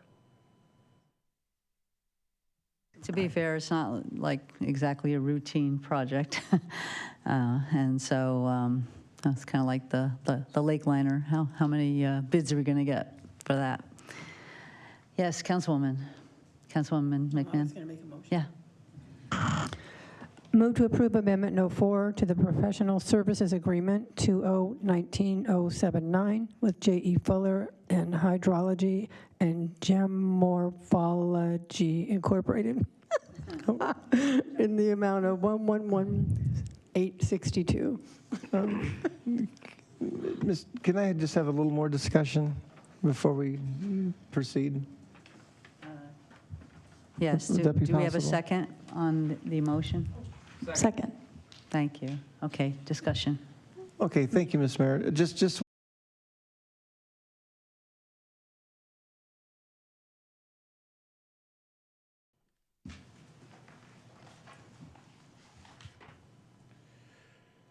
Madam Mayor, council member, the amendment is in the amount of $111,000. The total amount includes all the amendments since the beginning. And while I'm not seeing what you see right now, I have looked at that professional agreement, and that would be the accumulative amount, including this. Yeah, I got it. okay, yeah, because it is in our packet. I think I can chime in on that. And I think it's just a matter of what you're seeing is, you're right, the aggregate amount which is what we have spent up to date, which is $325,432.90, plus this amendment tonight. So if you put those two together, the total is the $437,294. So the contract is what we've spent up to date, and this amendment should it pass. Okay, so what was 111 or whatever? Yeah, it's 100 tonight's. That's what we're authorizing correct. tonight? Yep. Yep. Okay. 111,862. Okay, thank you. Okay, we have a motion and a second. Could we get a roll call, please? Councilmember Toth. Aye. Councilmember Friedel. Councilmember Skillicorn. Yes. Councilmember Kalavianakis. Aye. Councilmember McMahon. Vice Mayor Grzybowski. Aye. Mayor Dickey. Aye. Thank you. Our now last action item is E, and that's about the stormwater rehabilitation. Madam Mayor, council members, thank you again for the opportunity. This is a multi-year project in which it was previously approved for several years, and we are utilizing this money to address the outdated or antiquated or damaged storm drains. The project that we're tying it to now is an extension of two projects that were completed last year. One of them was on Deuce Court, where we made improvements to that area, and the other one was on Grande Rosita. While we were working on the Deuce Court, which is in the Courtside Villas, the contractor that dug up that area to put in the new pipe and the new infrastructure, when he got to the existing pipe that comes out of Love Court, he discovered that a small portion of it was in poor shape. We brought out camera crews that run equipment in there and discovered, in fact, that the pipe was facing catastrophic failure. So we immediately spoke to the town manager. In regards to that, we took some preliminary steps to make sure that it wouldn't fail for right now. What we're asking for in this approval to get this capital project approved is to let us allow, or to get started on the design and then apply for grants whenever that grant window opens earlier next calendar year. Again, we had utilized grants for the other two projects. They paid 75%, the town paid 25%. We're relatively certain, based on this and their criteria, that we will once again be able to apply for a grant. So there'll be most likely an offset to this project, 75% of it through the flood control district once again. But we need to get started now, so we're ahead of the game in regards to design. They really like to see designed projects brought in front of them, so they have a full picture of what they're funding. With that said, Thank you, Justin. I appreciate it. You answered one of my questions about the offset up to 75%. So if you don't get the offset, then it's 150,000, or can you explain how that will work? Madam Mayor, council member, we don't have a construction estimate at this time, but I do not believe it will take all of this budget. I believe it will be substantially lower than that. It's less complicated than the last one we did in regards to some of the accessibility and the catch basins that we had to do. So probably around the $100,000 mark, but I'm not certain of that. Thank you. Thanks very much. Did we have speaker cards on this? No, Mayor, we do not. Thank you. If there's nothing further, can I get a motion, please? Move to approve is written. Second. Thank you. Roll call, please. Councilmember Friedel. Aye. Councilmember Skillicorn. Aye. Councilmember Kalavianakis. Aye. Councilmember McMahon. Aye. Councilmember Toth. Aye. Vice Mayor Grzybowski. Aye. Mayor Dickey. Aye. Thank you, Justin. All right, council discussion direction to the town manager. Anybody have anything? Future agenda items? Council member? Thank you, Madam Mayor. I just have one. I would request a 12-month 5G moratorium ordinance.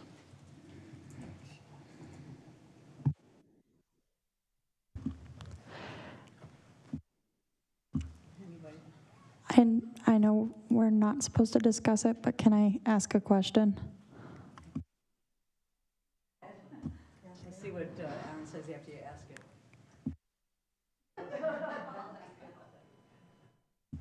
I'm scared now. Councilman, would it be a new ordinance, or would it be changing the current resolution, expanding the current resolution and switching that to an ordinance? I'll let the question slide. That's fine. Madam Mayor, Councilwoman, it's a great question. The intent is actually to create an ordinance. It would be a new one. We already have that on the agenda. I mean, we're already going, we're working on that. We're working on it. So I don't quite understand this, but and we're working on a new ordinance, so. We already have a resolution. Yeah, I mean, it's already on. I don't see what. It's coming. Well, the question is. Yeah, we already said we're The going question is to if there's bring it to support. P&Z in So that's all we February, really and we're going to discussed. bring it back here before the summer break. We've already had this discussion, right? Or not? We have, and just for, again, just for added data, it is in the P&Z packet for January to begin the discussion. Obviously, it will not take one meeting. It is the introduction of the item, so they'll get the first intro into 5G and what it is and whatnot. So it will be moving along with P&Z starting in January. Thank you. Anything else then? All right, well, happy holidays, be safe, have a lot of joy and love with your family and friends, and we will see you in the new year. We're adjourned. Thank you. Happy Thank you. holidays.